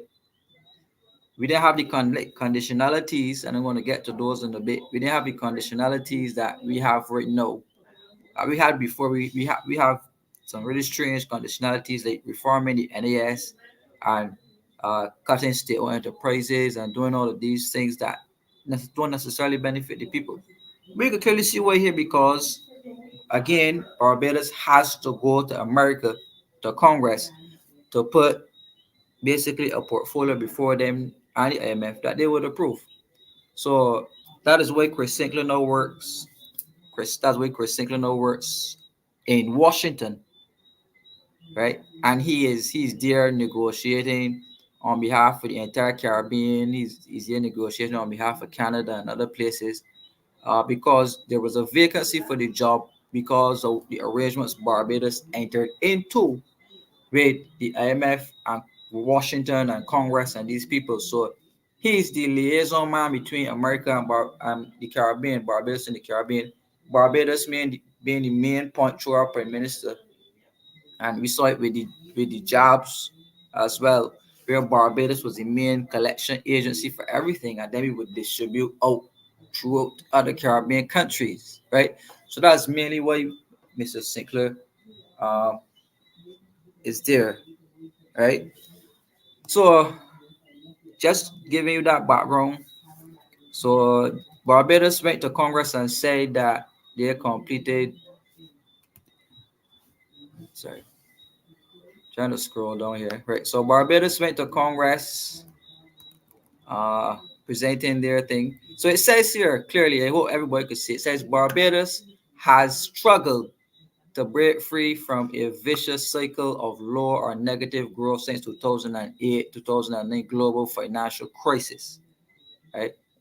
And around 2018, the public debt to GDP of Barbados was around 160% of the GDP, right? And that's when we entered the first IMF program in 2018, right? Then we had COVID after that. This was the debt restructuring that we had. Then we had COVID after the debt restructuring. So automatically during the debt restructuring, you can get a growth, right? Then you got COVID, then the economy tanked a lot more, right? So you will see that when they start to show you the documentation from the central bank, right? So I hope you're seeing what I'm showing you here clearly, quoted directly from Congress, right? So it gives you an explanation here about what the IMF program would have been about, right? It says that the main pillars of the IMF program was for government to adopt what you call a primary surplus of 6% of GDP. A primary surplus, I don't want to get too technical with the terms to lose the loyal opposition here. I want you to follow me. A primary surplus is what government makes minus what government spends, right? So the government was seeking to make 6% more, right, than it spends. So the government, we call it surplus or revenue. The government was seeking to have a 6% balance the budget. So they bring it back to zero, make sure what you're spending equals what you collect, and then you increase that by 6%. That's the government's target under the IMF program. How does the government make money? Taxation, right? The government taxes Barbadians to get revenue, to get surplus. So to get a 6% surplus, right? Taxes. You gotta add taxes. So that is why you pay the garbage and sewage tax. That's why you pay all of these tourism taxes, these high level income taxes. That's why we pay absurd amount of VAT, right? And that we call increasing revenues. That's how the government increase revenues. On the other side of that is the expenditure side, where the government now has to cut. So if they don't want to increase, if you don't want to increase taxes to increase revenues, then the other option is to cut. Cuts. So if you want to raise $200 million in taxes, but the population can't take no more taxes, well, your only other option is $200 million in cuts to budgets, cuts to ministries, cuts. And you see right in here, and I'm pointing at it here. I'm gonna show you where the mouse right here. I'm gonna try to zoom in a bit more. It says right here, state-owned enterprise reforms to reduce transfers that have become a significant burden on the budget. Right? That simply means cut water authority, cut transport board, cut NAS, any state-owned enterprise that the government runs, that the government has to give money over to already IMF and the economists and the accountants called transfers.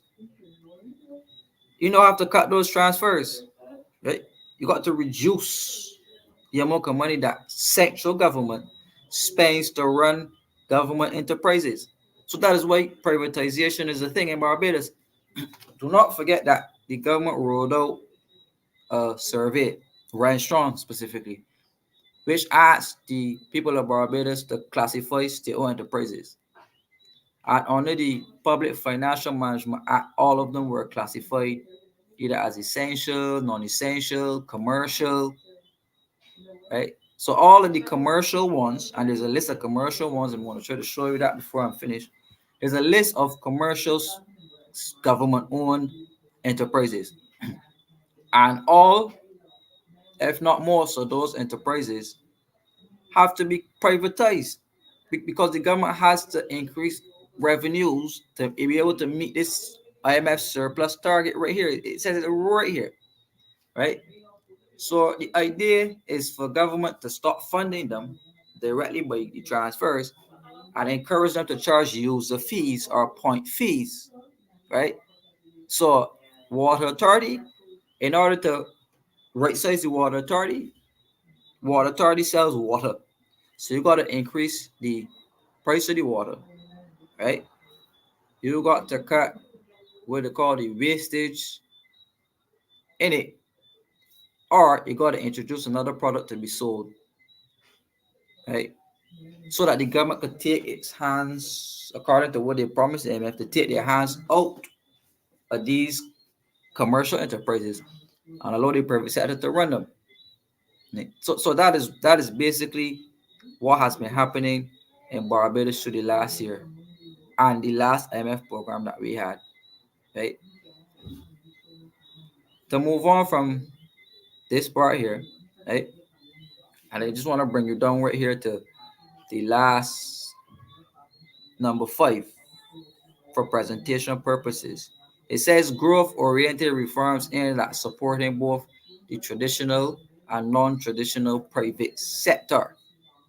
Right, so all I just explained to you, you see it right here in number 5, that the government is providing the specific reforms to its own operations, right, to claw back, to allow the private players to get involved, right? So that is dangerous because in Barbados, our economy, our independence economy, not the republic economy, the independence economy was built on the provision of social services in the country, right? So that is why welfare and stuff like that, those programs, free school meals, subsidized housing, those programs were made and the government funded them to help the people progress or develop themselves.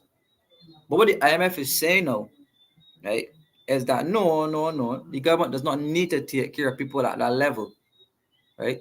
So what the government has been doing is to changing the outlook as to how much assistance they would give to the population. What assistance? So education reform, that's where they're starting to cut education budgets and reform the education system to make it a more paid system that you got to pay out your own pocket. The government is not financing education straight up like that anymore.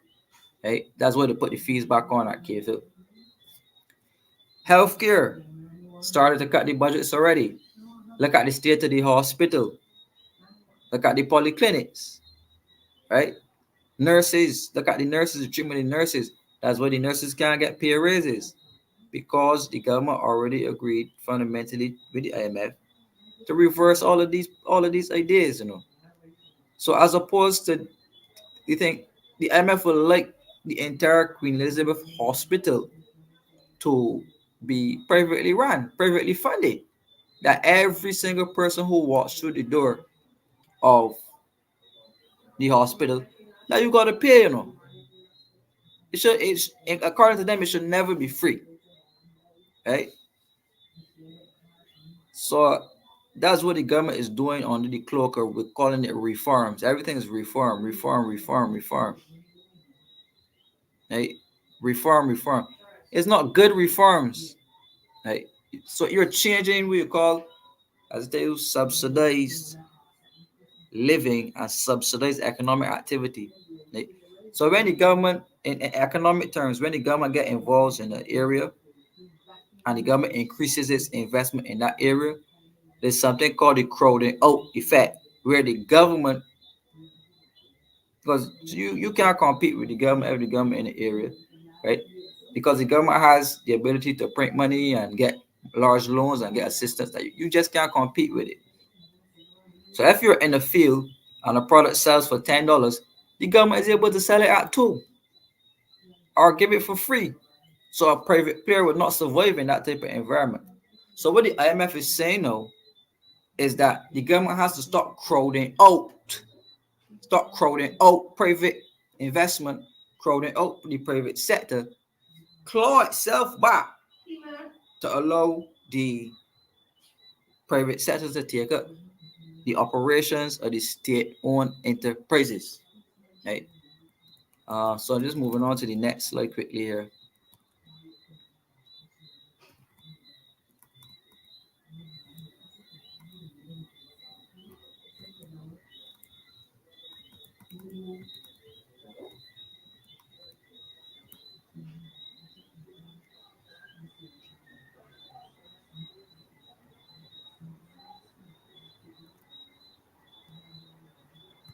Right.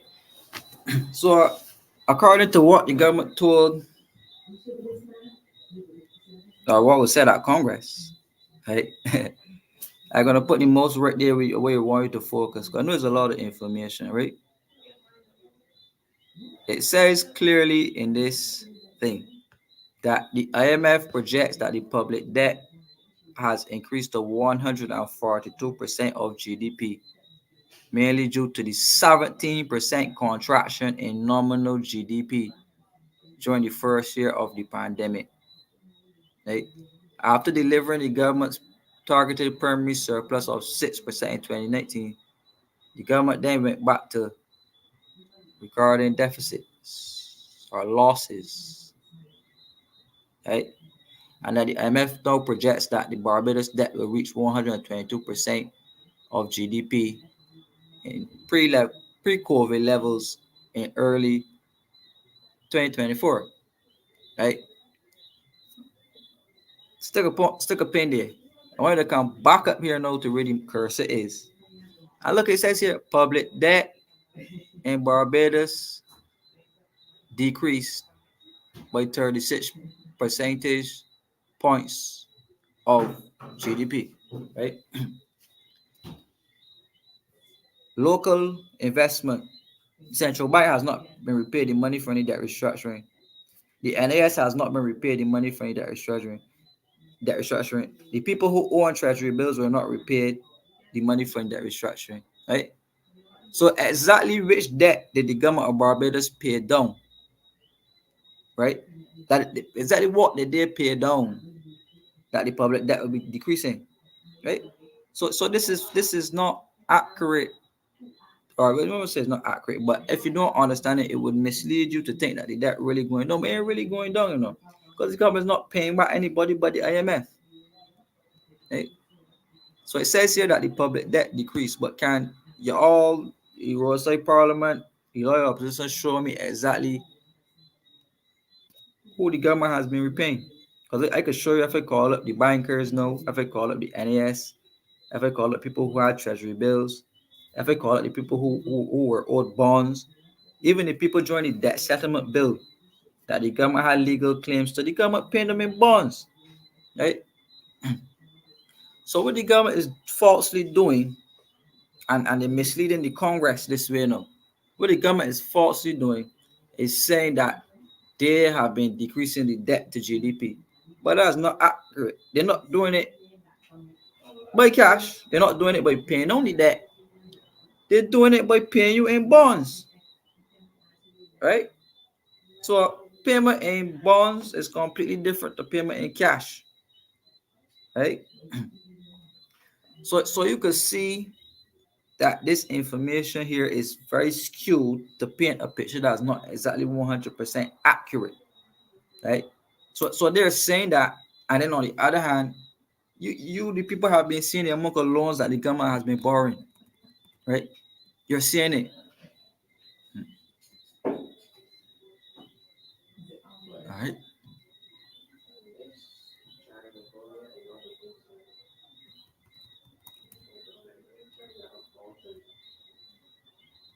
All right. Right. So it says here clearly, right here with the cursor. I hope you can see my cursor.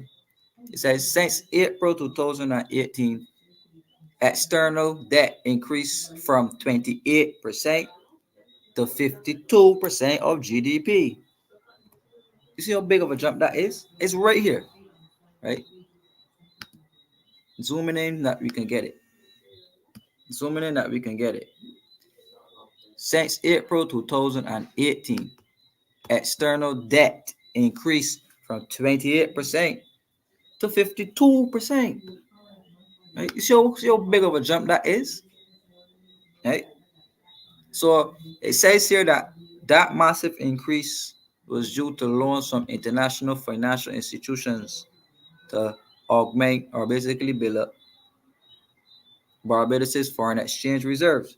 This is all of the bar reserves that we had. Right? Two, it says a decline in nominal GDP. So it shows that the economy shrank, right? So the economy was shrinking and shrinking and shrinking. And you know, these are my words. I came here tonight to ensure that the people see exactly what is being said to the Congress of the United States. Decline in GDP, the economy is getting smaller, but the government is borrowing more and more and more and more and more loans, right? More and more and more loans on a smaller and smaller and smaller economy, right? It goes on here to say that the IMF projects that the public external debt will decrease to about 34% by early 2027, right? So it's going to drop from 52%, they claim, to 34%, right? How are you going to reduce the external debt that quick by 2027? Right? 18%, 18%, you know. So that is roughly about $1 billion and some dollars, right? That's about $1 billion and some dollars that Barbados has to pay out by 2027. Again, these are not my words. These are not my words.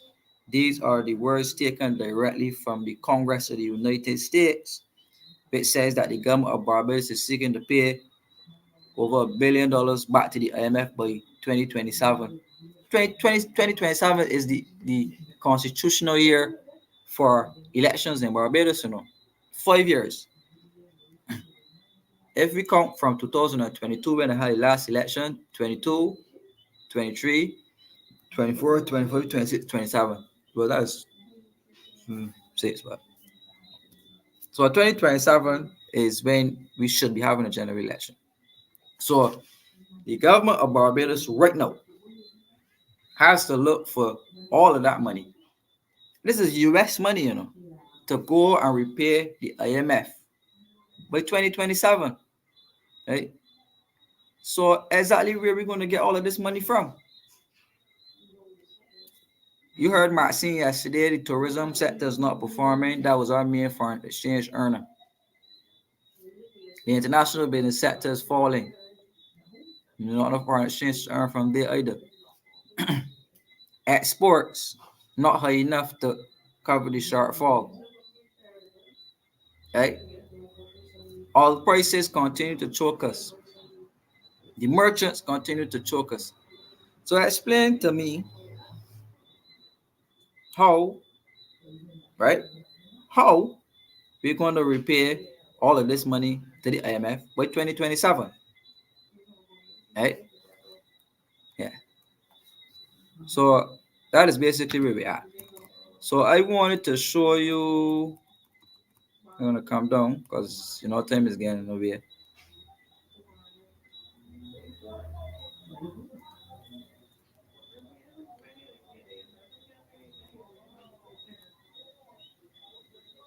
Right. This is the last piece I'm going to give you here because I gotta move on to the other piece. So it says here, look, the vulnerabilities to Barbados right now to reducing this debt is the limited implementation capacity of government, which means that the government basically can't get nothing implemented properly. That's what's being reported in Congress, that the government cannot get these things implemented properly, right?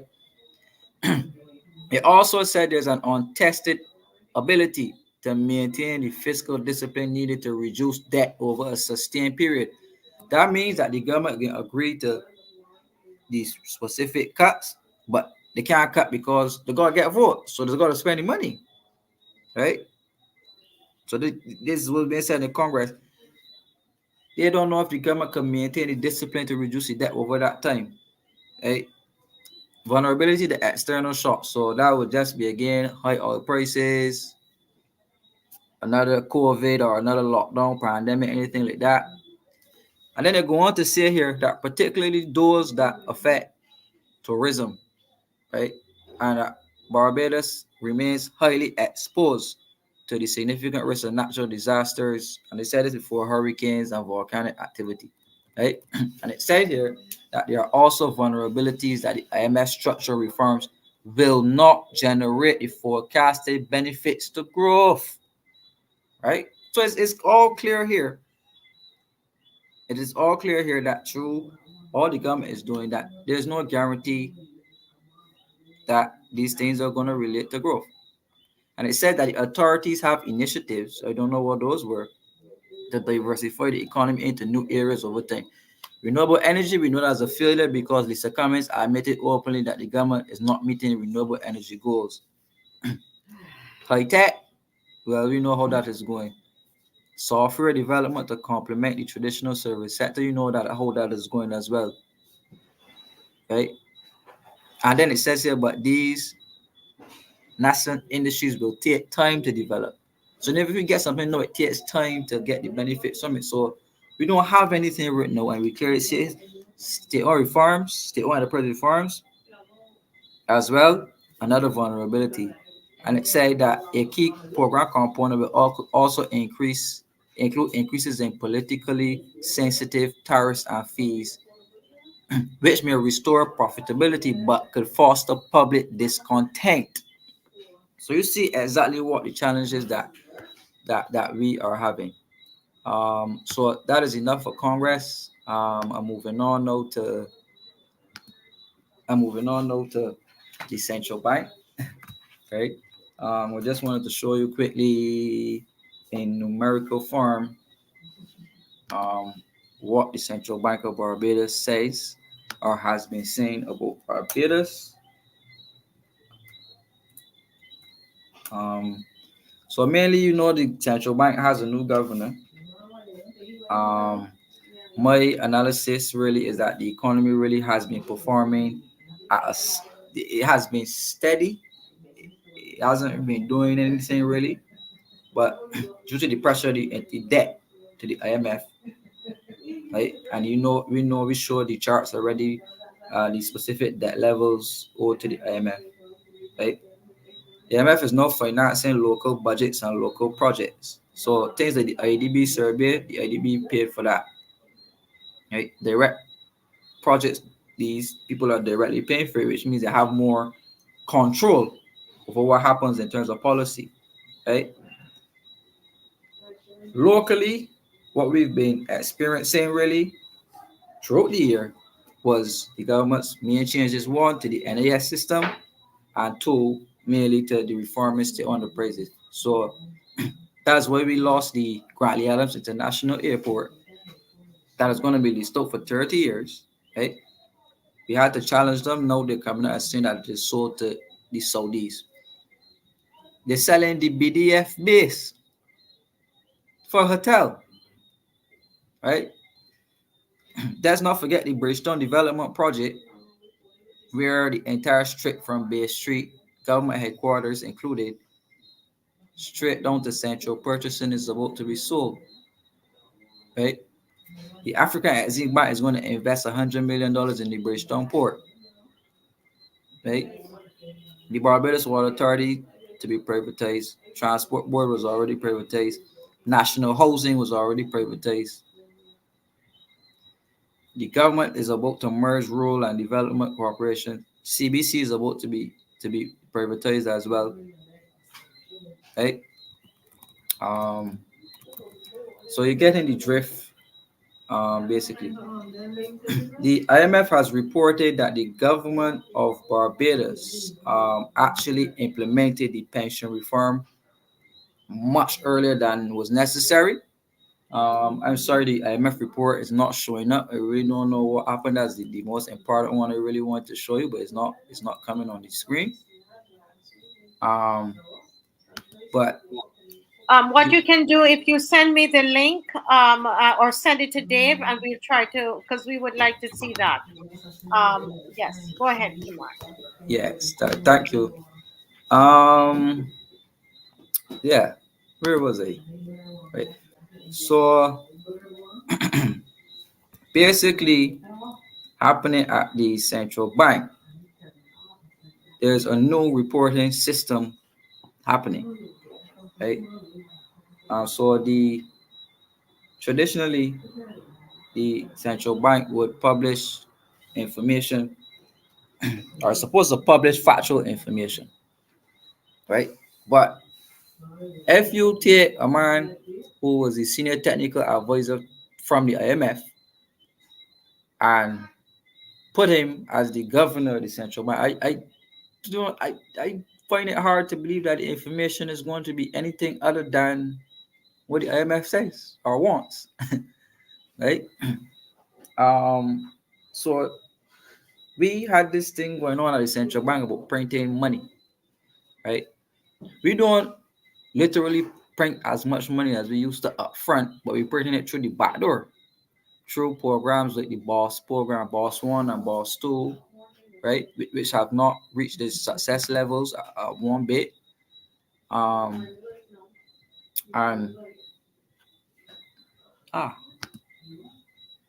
whoa. All right, so trying this thing again once more to show you. Hey, sorry, where was it? Right? So the central bank does not have the ability to fund projects anymore because they can't print the money. So that's why they had to go to the Boss programs to gain money to build hotels, San Lars. That's why the Hyatt can't go up. That's why a lot of things don't happen, because the Democratic Labour Party before borrowed money from the central bank, borrowed money from the NAS to build hotels, and to have capital investment. But we don't have that under the new regime going on, right? We don't have that under the new structural reforms that the government put in place. So we need to ask serious questions, specifically on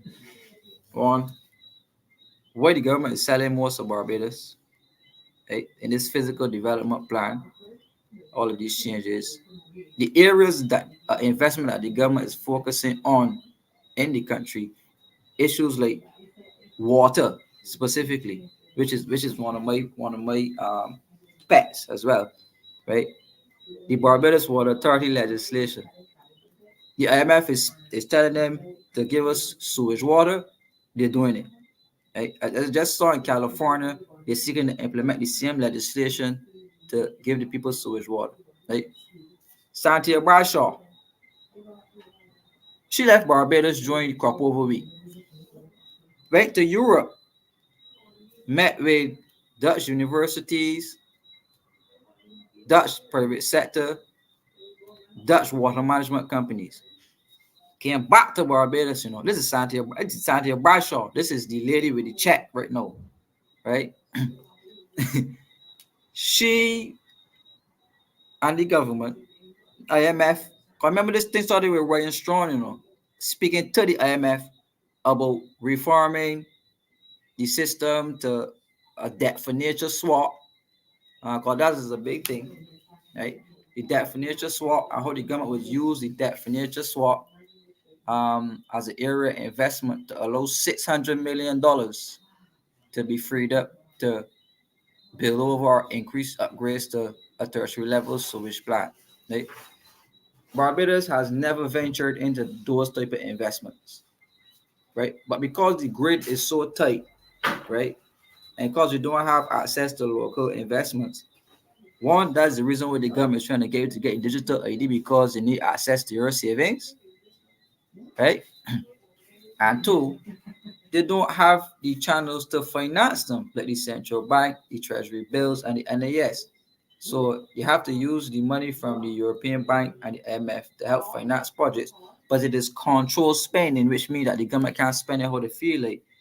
Those people are going to tell you specifically. So that's how you get Ryan Strong going to the IMF saying this is what he wanted to do and put the water in aquifers. So the other side to it is Santia went to Europe. She brought back the legislation. That is why St. Andrew is sold out. All of the East Coast is for sale, right? All of Bridgetown is for sale. That's how you get 3,737 hectare acres of land being freed up for, and they said it, freed up for investment, right? Freed up to be sold, right? The IDB, as far back as 1994, forced ONAFA to pass a piece of legislation called the Investment Sector Bill. And that is how billions of dollars came into this country in foreign direct investment for ONAFA to then go on a borrowing spree. Our government, based off the reports from Congress, the IMF, and the central bank, wanted to do the same thing again, right? But the International Monetary Fund and the conditionalities they put actually tied the government's hands behind its back, right, to be able to finance its own initiatives to be dependent directly on what they want to do, right? So that is why Ms. Bradshaw could table the changes to the Barbados Water Authority Act. That's why the Prime Minister, after she said I was lying, could come and say that the water authority is not being privatized. And we saw in the newspaper very recently that the government has shut down the Bournemouth pumping station and is saying that the private sector will not be supplying the people in St. John and other parts with water. But ask yourselves this: where would the private sector be getting water from in Barbados? Right? Where?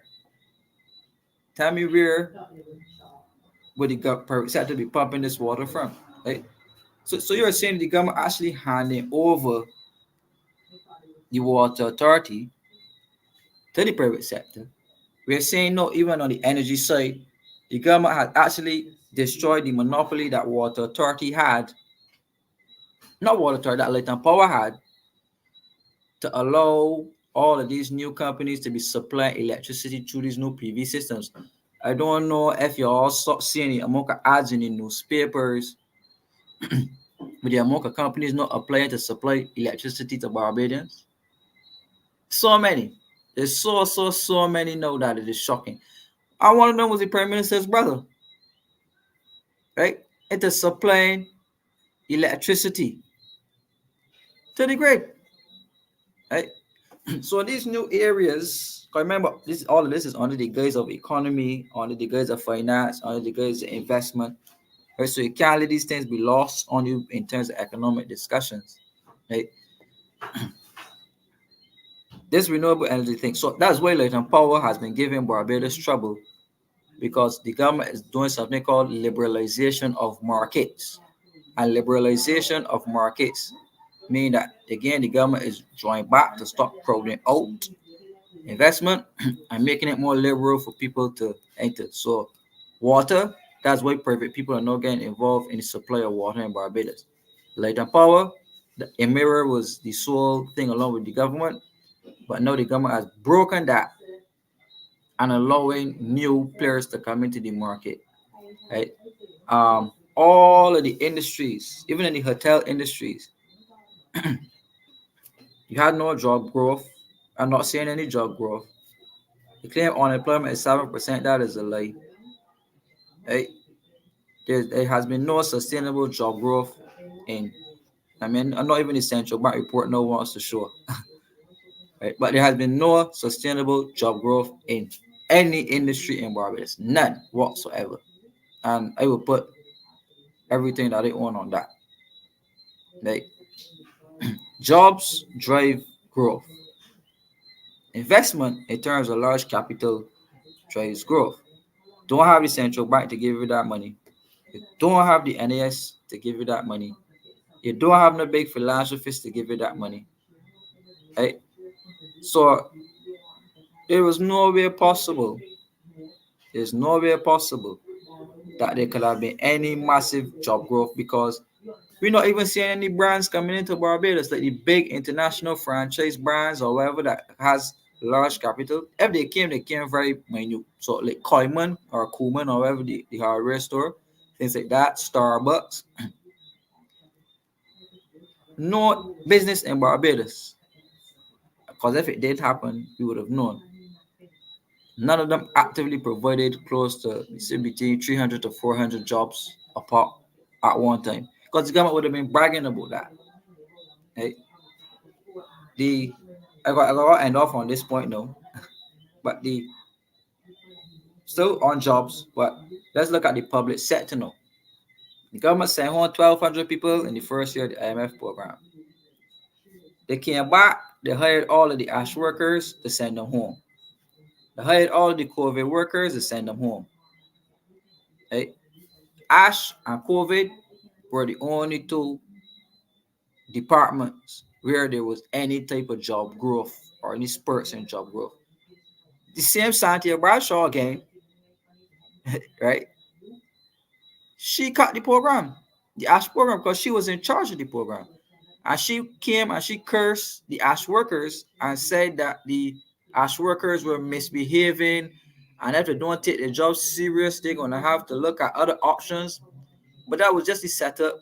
And carrying you back again to the IMF program that was sent on December 7, 2022, the two main pillars of that program was steel enterprise reform and pension reform. Right? So people lost on pension started to get cut, welfare started to get cut. We had the internal devaluation, so inflation went sky high. The prices of the supermarket were high, so even businesses were finding it hard to expand. So again, no job growth. The Jobs and Investment Committee that was set up with ONAFA never came to fruition, but still we were $200 million in debt because of Ryan Strong went in and borrowing that money on false pretenses, right? And included in that same document was money to get jobs. But where are the jobs? None. So wrapping up, the public sector, which was the main engine for job growth in Barbados under ONAFA's time, because ONAFA is who basically set us up for what we are going to know in terms of central government massively increasing its spend in the local economy, the investment, jobs, increasing government departments, staffing them up with a lot of people, giving people jobs, packing up national housing, packing up transport and works, packing up sanitation.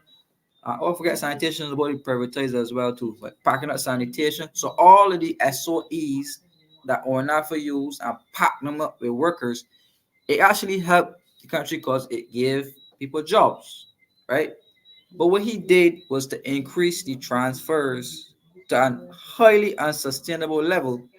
And that is where the government has to be going to the market to be borrowing the absurd amount of money to maintain the public service because they can't send home all of these people so fast, right?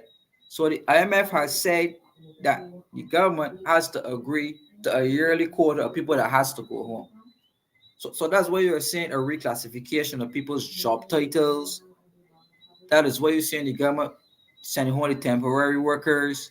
That's why the government wants to put new workers on contract because again their hands are tied from the IMF, right? Because when our first time, the public sector has been heavily overstaffed. When the DLP came in, global financial crisis, they don't want to lose popularity, so they couldn't make the hard decision. But now the IMF is making the decision for Barbados as to how many people now have to go on through these SOE cuts, right?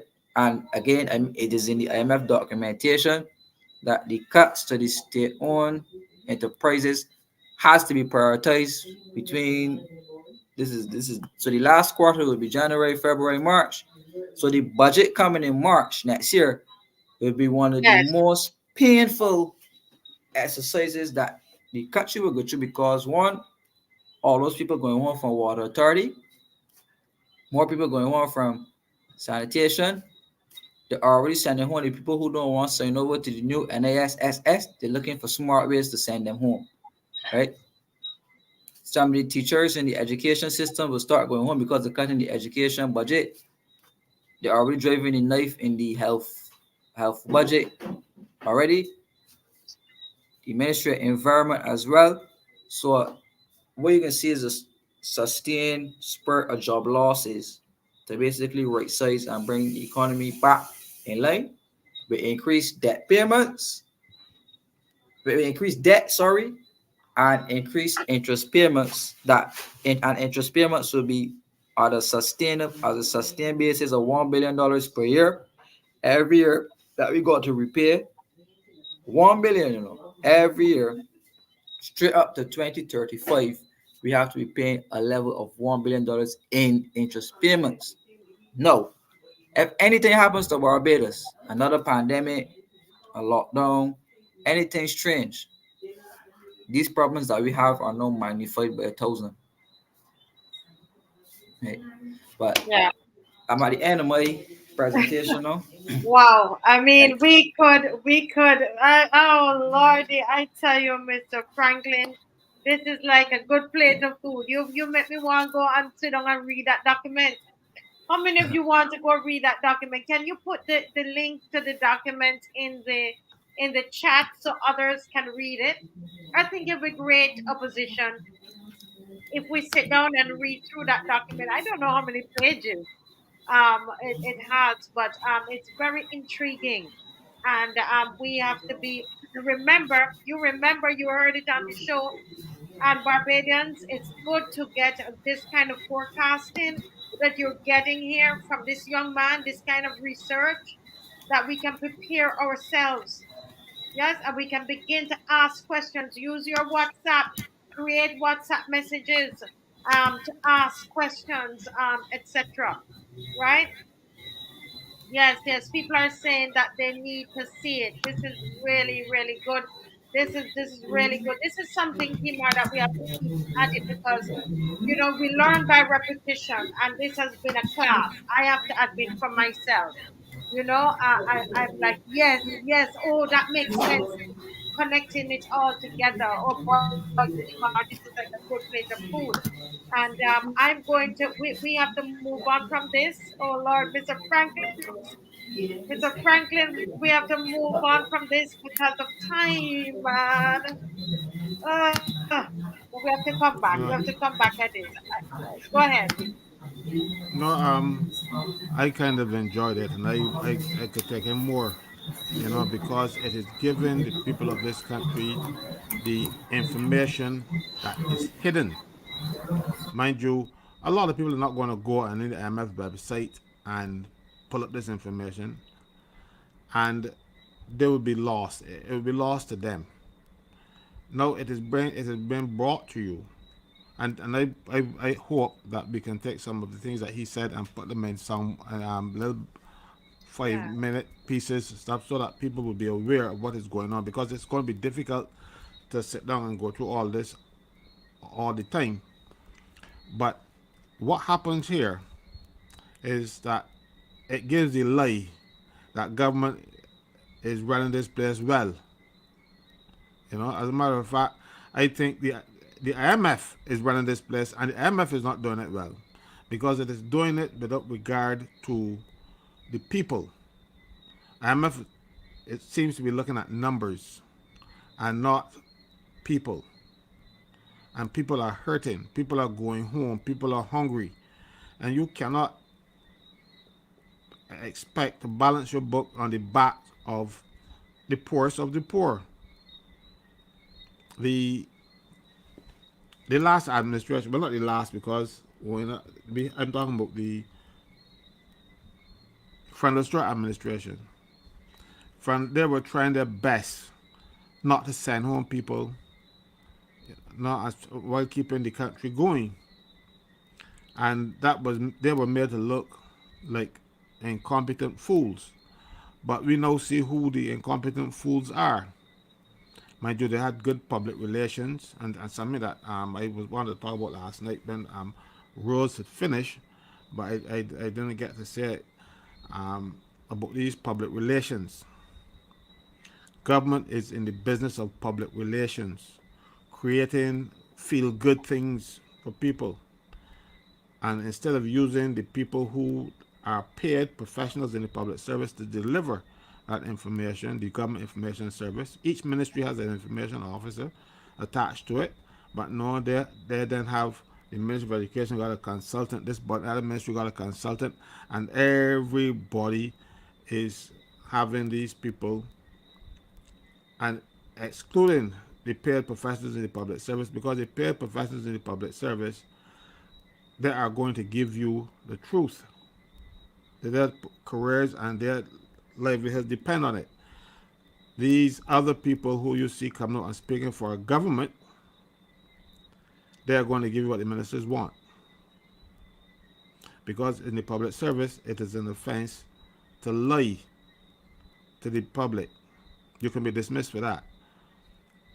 But these other people are not public officers. So government is bending the rules, if not breaking them. But they are actually breaking them to the extent that they are bypassing the structures in the public service, the reporting things, but like central bank. The central bank don't give you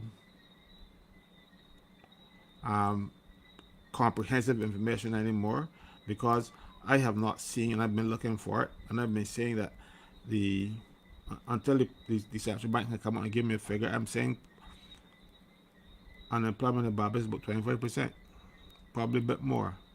And I don't know if KEMAR has seen it, but have you seen any information coming from the central bank that says definitively what the unemployment rate is in Barbados? I haven't seen it. Well, you see, it was 7%, but I won't We're trust hearing that that because little hiss coming through KEMAR, a little sound, that little sound, yeah. Thank you. sorry, right. I wouldn't trust that because and why you won't trust it is because this last central bank report 2023, that has a lot of things that are different compared to the ones before. the ones that Cleviston Haynes did, even the debt figures, right? Never in the history of Barbados was the debt of this country at $18 billion. It's a lie. Mia Motley tells that lie. Kerry Simmons tells that lie. And it was never that high, right? You could look back to all of Cleviston Haynes' reports. It was never that high. But the one that Kevin Greenwich did has the debt at $18 billion in the debt restructuring area. So that would tell you exactly what's happening here at Caswell. I believe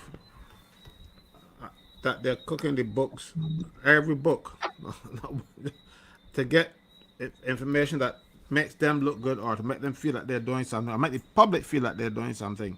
You know, even the figures of the deaths. Colin Jordan made some reference to it in the Colin program of Sunday, Brass Tack Sunday. And then he said he doesn't know where they have to do research, rather, to see what is the cause of these excess deaths that we're having in Barbados. Where everybody else in the world have an excess death due to a certain thing. And we are not acknowledging that in Barbados. We don't even give any notion to it. You know, but they know. They know, but they are not saying the things because they want the public to believe that they're doing well. You know, you're doing well doesn't mean that you say that you're doing well. You have to show that you're doing well, and they're not. It's unfortunate, but too many people in Barbados are being fooled, and apparently they like it. You know, they can go and they sing the Prime Minister's praises, but she tells them what to say.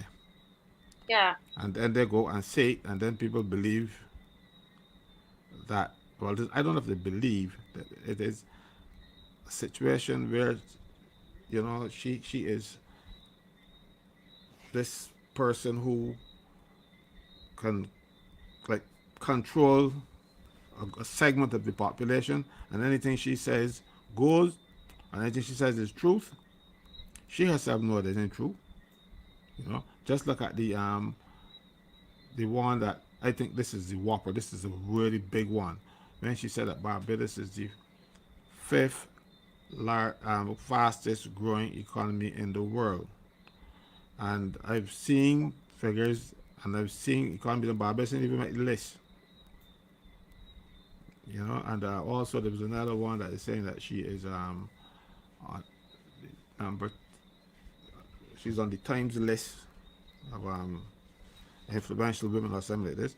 She is 99 on the list of 100, but the one that after her is Barbie. You know, the Barbie doll.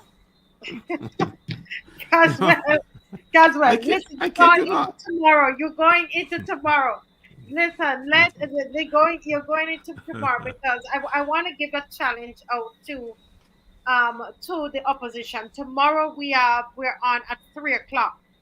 3 o'clock. Everybody, right? 3 o'clock, please. Not 7. Not 7. We're not on at 7 because people go to old year service. People hang out with their family, looking at the new year coming in. So we don't want to disrupt that at all. We want to encourage family and encourage people to the community. So we're starting 3 o'clock tomorrow, and I want to give a challenge out to everybody that's on. I want to ask you all something. I want you to write what are the top 10 deceptive. They don't want me to use the word lie, so I would say top 10 deception by this government. We're not talking about an individual, by the government of Barbados, the current government. What are the top 10 deceptions? Is that the right word? Deception by this government, okay? By this current Barbados government, right? So that's tomorrow. We're going to look at that tomorrow. I would love for KEMAR to come back, man. KEMAR, and take some time again with this here. We're going to talk and really kind of break it down for us again with the economy and the IMF. I think that we need to go do some more work on this part, right? But Mr. Franklin, this is why the people tune on tonight. They want you to talk to them about Santia Bradshaw, did she break the law? Or is it that we are blowing things out of proportion? We are told, I have on my phone, I sent it to Dave to put up, but there is a statement by the company saying that, well, they did nothing wrong. They've given money to various charities and various organizations, and Christmas is what they do. And they did nothing wrong at all. There was nothing wrong with what happened.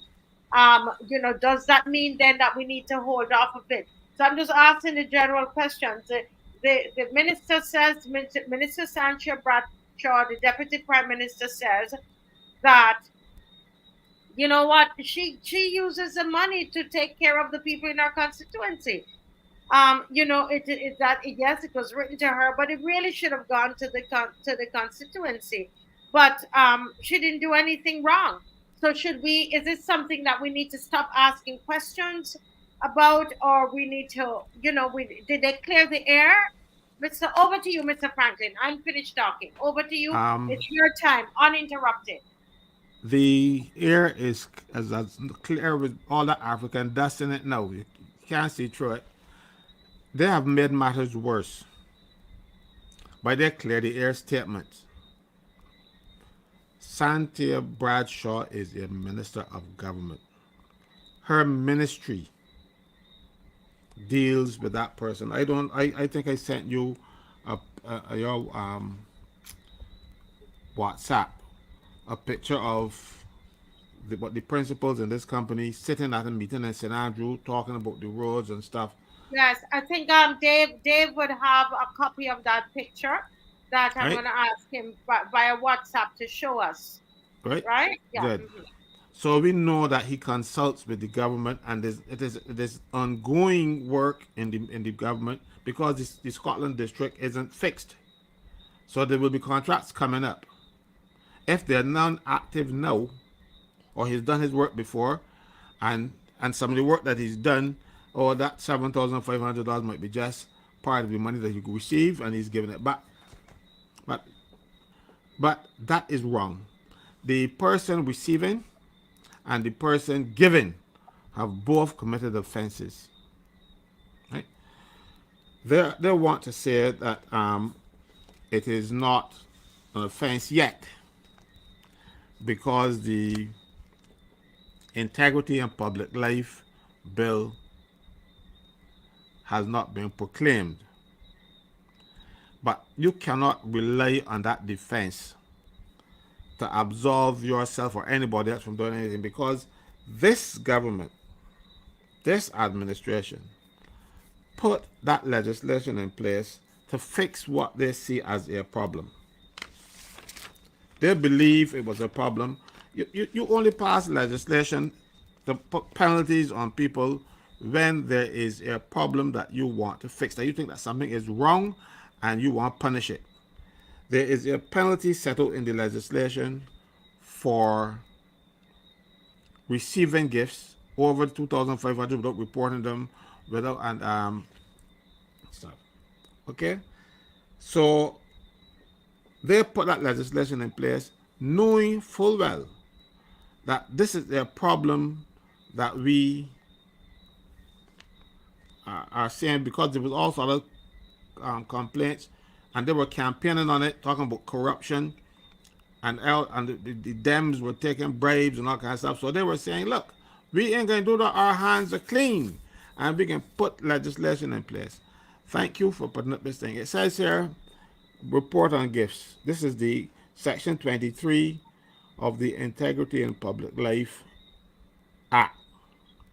A person in public life, other than a member or senior officer of the commission, who receives a gift worth more than $2,500, or whose spouse or child receives such a gift, shall make a report of that fact to the commission in the form set out in the third schedule, in form 4 set in the third schedule, and shall state in the report the name and the address of the donor, B, the description and approximate value of the gift, and whether, independent of the recipient, the gift is a personal gift or an official gift. Now go on to section 24. Section 24 says offenses in respect of gifts. It says a person in public, a specified person in public life who, A, without reasonable excuse, fails to comply with section 23(1) or 2, as the case may be, or make a false report. Go up some more. Go up some more. It says that person is guilty of an offense and is liable on summary conviction to a fine which shall not be more than 3 times the value of the gift involved in the commission of the offense, or to imprisonment for 6 months, or to both. So what she did, participated in a debate and passed and voted for legislation that say what she just would have just done is a criminal offense. Or it should be a criminal offense, and it should be punishable by 6 months in jail, or you're going to pay 3 times the amount of money you receive, or both. Now that didn't go in there just because there was not a problem. That went in there because they perceive it was a problem, and they want to put something in there to punish it if it happens. Now the first person, since this legislation was passed, that is caught by these provisions is now one of the proponents of it. People who get there and keep most noise about integrity and public life and what the Dems were doing or everything else. So they cannot fall back on an excuse to then proclaim, because if it is not proclaimed, right, and effective, it is worse yet. It is worse for you, because what will then be in place is the Prevention of Corruption Act. It's a 1929 piece of legislation. It's chapter 144 of the laws of Barbados. And section 7 says, where in any proceedings against a person for an offense under this act, it is proved that any money, gift, or other consideration has been paid or given to or received by a person in the employment of the Crown, well, in this case the state, because you know change everything to the state, or any government department or a public body by or from a person or agent of a person holding or seeking to obtain a contract from the Crown, from the state, or any government department or public body, the money, gift, or consideration shall, for the purpose of this act, be deemed to have been paid or given and received corruptly as inducements or rewards, unless the contrary is proved. Now we now know that this person contracts with the government. He contracts with Santia's ministry. Now if he is giving her money, or this company is giving her money, it doesn't pass the smell test. I'm using Santia's words. It doesn't pass the smell test because he now will have an inside track when contracts are coming up, because he's giving money. He's giving money and he is writing the check to SANTIA Bradshaw. Now, if it was for the branch to give food hampers, it should have been made payable to the branch. Every Barbados Labour Party branch in Barbados has a bank account. You don't got to put it in the minister's account because the branch ain't got none. I know this because I was a member of the Barbados Labour Party. I was an assistant secretary of Barbados Labour Party. I was a vice president of a branch in the Barbados Labour Party. So I know all these things. And I was also a personal assistant to the Attorney General, who was a constituency representative. And we also gave hampers at Christmas. And I was the person who used to coordinate the hamper project. And yes, we asked for donations, and we raised funds however we could, and we asked for donations. However, I remember one instance when we asked for a donation, the person wrote a check to the MP. And he said, no, guys, send it back. I ain't want my name for nothing. Let him make it payable to St. Thomas branch. That MP, David Simmons, and he was a lawyer, or he is a lawyer. Santia is a lawyer. Or so they tell me. Now, if he knows that, she should know it too. They never want different laws. And what is funny, if it was a campaign, it was a donation for her Christmas hamper drive. The fellow stole that check on the 19th, 18th or the 19th of December. The hampers would have been out and bought already. So what the check doing in the office? So that's what I'm telling you, it does not pass the smell test. That money should have been spent. It was given to buy hampers, $7,500. So you know how many people $7,500 could buy things for? But it was still in her office on the 19th when the fellow went in and see it was loitering and decided, well, don't bother using it so he can use it for her. He went in and got it. I know how we did it. You never be rushing about the day or so before Christmas giving people hampers. The hampers were given out a week or so, a week and a half before Christmas. So you're going to have a situation where you have a check. The bank going to say the check, you got to hold it for 3 days, unless it's the credit, or 5 days of the credit union is a week. So that money will not be able to spend on any hampers for Christmas, unless you're talking about Christmas 2024. That is an explanation that does not stand up. It does not, as again using her thing, pass the smell test. I do not believe it, because it does not make sense. And let me go now on to what people don't want me to talk about, but I can talk about it. Under the Prevention of Corruption Act, the 1929 piece of legislation, Donald Innes only got convicted in the United States because they deemed that he committed an offense under that act. Otherwise, he would not have committed an offense because the money was deemed to be a bribe.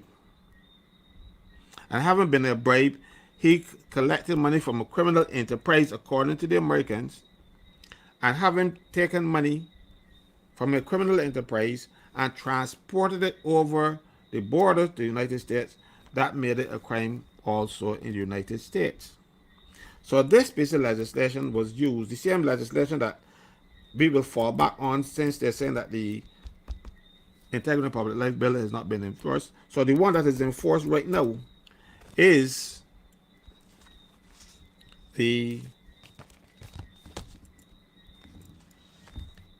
Prevention of Corruption Act, and that has and I think the punishment is 2 years. And this one that they're saying in other places is only 6 months. So she is now making herself liable for according to the legislation, a 2-year stint.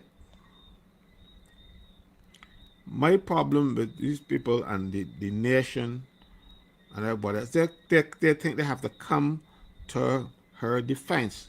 No, they don't have to come to her defense. They should investigate, because I've not seen a worse piece of journalism than the one I see on the back page of today's Saturday Sun.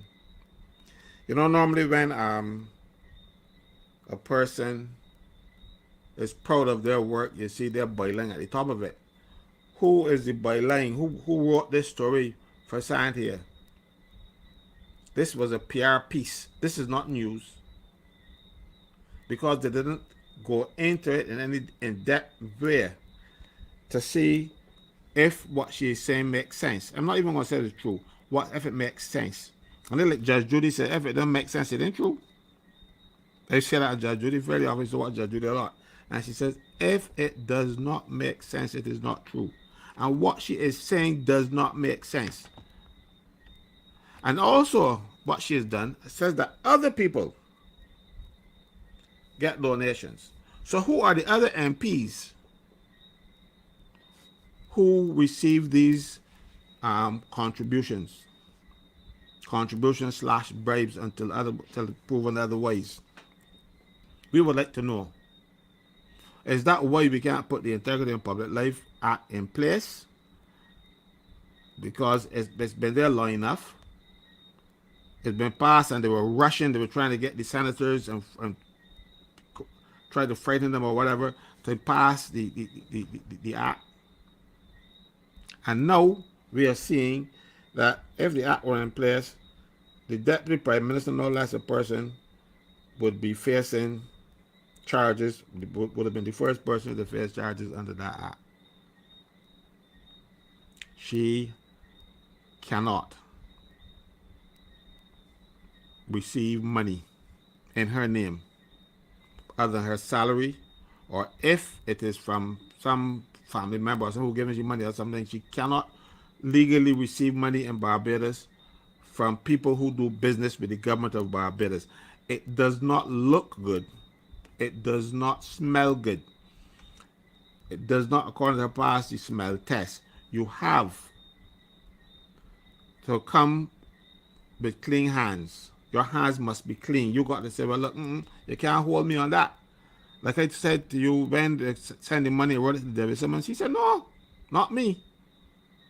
Pay it to Bullard. Bullard was the treasurer of the St. Thomas branch. He's now dead.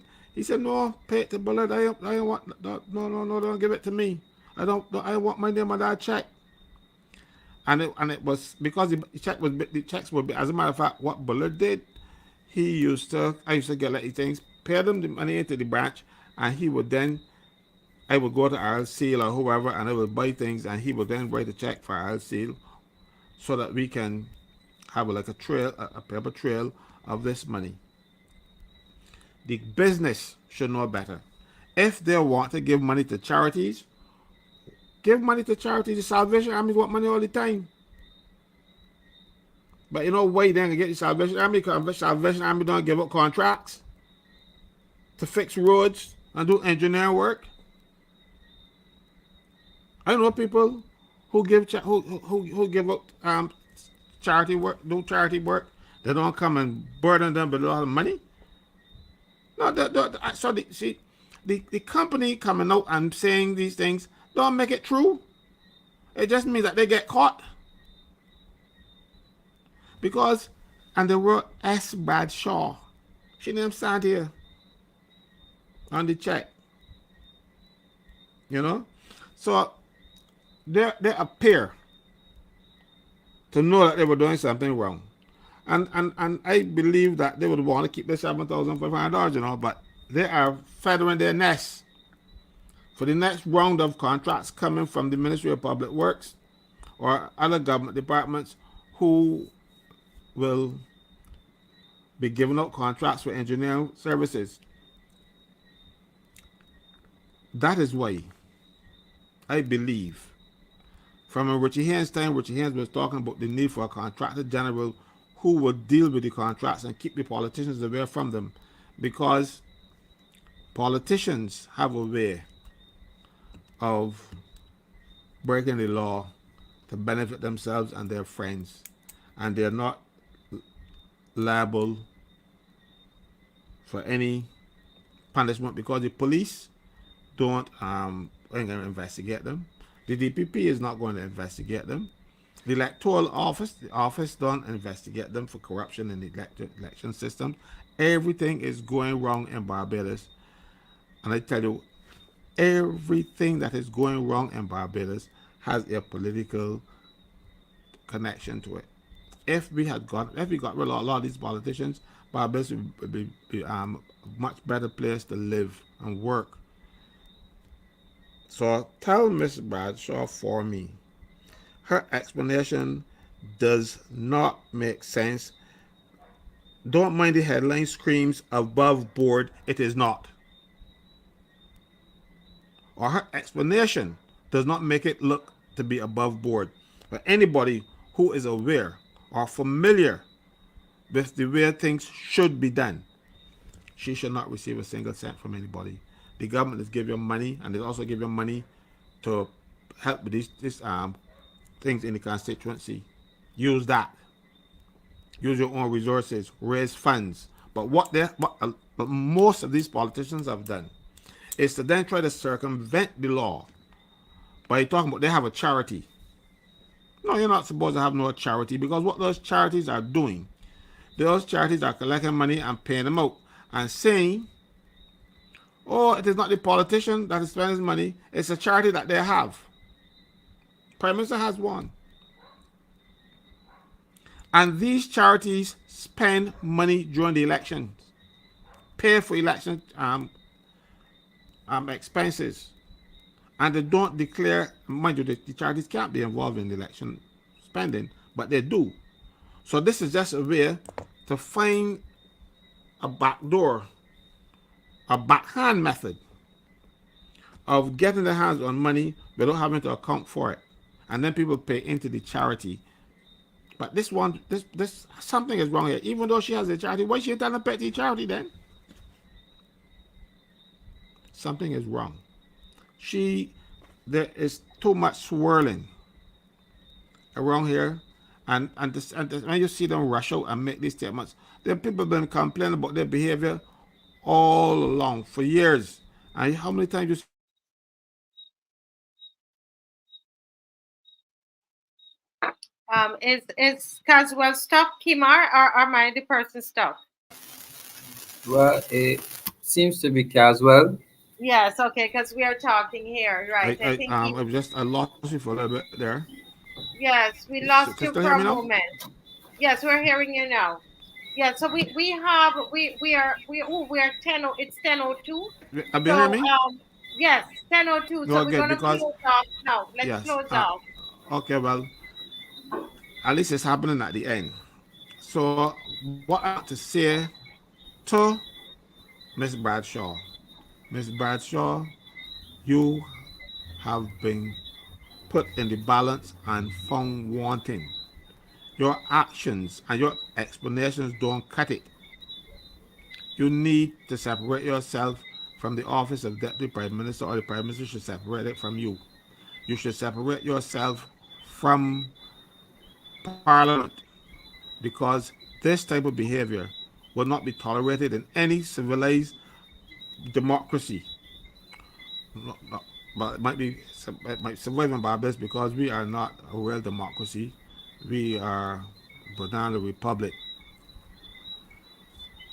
pretending to be a democracy. But if you want to, if the Prime Minister rather wants to show that she is above, her government is above reproach, she has to deal with this. This is not something to leave to Santia's um, discretion whether she will go or not. She should go. She must go. This is corruption, as far as I can see. Yeah. Oh, thank you, Mr. Franklin. Before we go, I would love to hear Kimar on this issue, Kimar. What are your thoughts on this? Do you think that the deputy PM should go? Well, yeah. It's straight up corruption. I mean, as a government minister, you should not be receiving money, especially from a company that benefits directly from government contracts. Caswell spoke about contracts. Um, let's not forget that Warren Strong and the Ministry of Finance was supposed to list all public contracts issued in the government's name at KIPO, right? This was to happen years ago, but up to now it still has not happened, right? So we would have been able to see how many public contracts the company that has paid the government minister, because they didn't pay her the money to the charity, right? Mhm. They didn't pay it to the charity, nor they didn't pay it to the branch. I know when I start the charity near SANTIA BRADSHAW and the St. Michael Southeast branch of the Barbadian Party, she don't sign checks. The president and the treasurer of a branch, and I could tell you about political parties because I was a general secretary of the Democratic Labour Party. So I could tell you how these things work, right? As far as I know, and Caswell spoke about this earlier, the political parties has some pressure as it relates to getting bank accounts, because the banks now classify people like me and politicians to be politically exposed people. So even when I go to Western Union, I got to sign all type of waivers and all types of forms, and I got to spill my belly as to where I get why people want me sending me money, even if it's $100, right? So they turn you and skin you inside and out just for receiving small money. But here we have a government minister, the deputy prime minister, the acting prime minister, when the prime minister is home abroad, right? That is very very very serious, bordering on treacherous. But something similar happened in Canada. There was something called the We Charity, where the government of Canada and the prime minister's mother and brother were paid some type of monies by a charity to do speaking arrangements. And then the Canadian government, turned around and gave this same charity, that has been paying for his mother and brother to do speaking engagements on their behalf and come to their things. They then give that company a contract to administer a $921 million student service grant program. And it ended up that the Minister of Finance had to resign because he did not declare that he had travel expenses paid for by that same charity.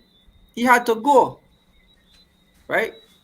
So, I mean, we might be stretching it here because I don't feel the Prime Minister want her intended successor. But I think that you're caught.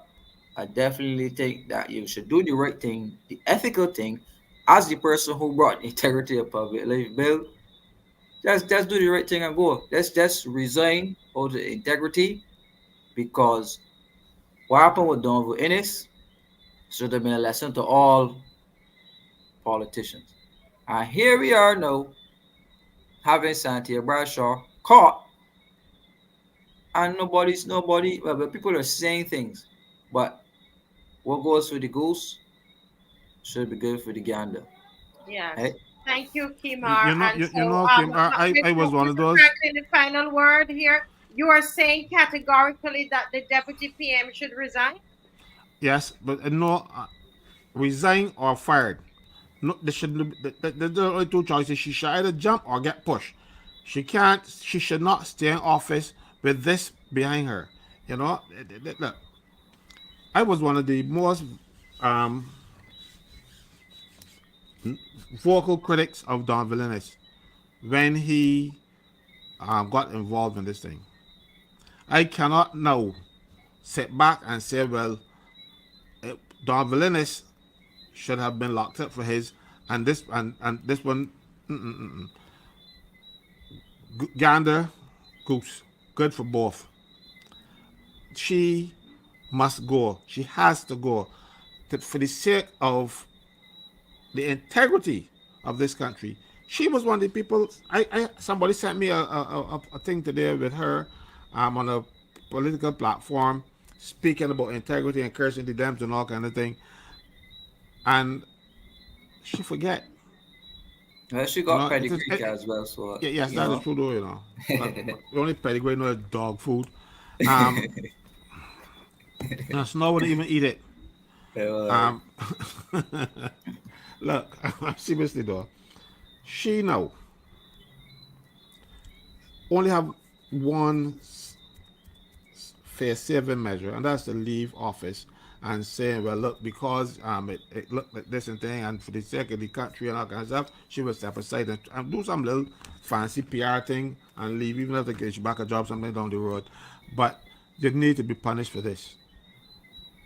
And especially, as you said, Kimar, Donville, whole thing, everybody, newspaper articles. Remember, the Nation was having a field day on Donville, everything, man. Every Donville sneezed. They had a big thing about Donville now. And here they have the gall to come here and try to excuse this behavior. The man, that company does work for the government. It's only a matter of time before the government got another contract for him. That's called feathering your nest. Oh, by the way, you don't know of any charity named SANTIA BRADSHAW. There's one called CASWELL FRANKLYN. Go here. Listen, guys, I mean, this has been very, very good.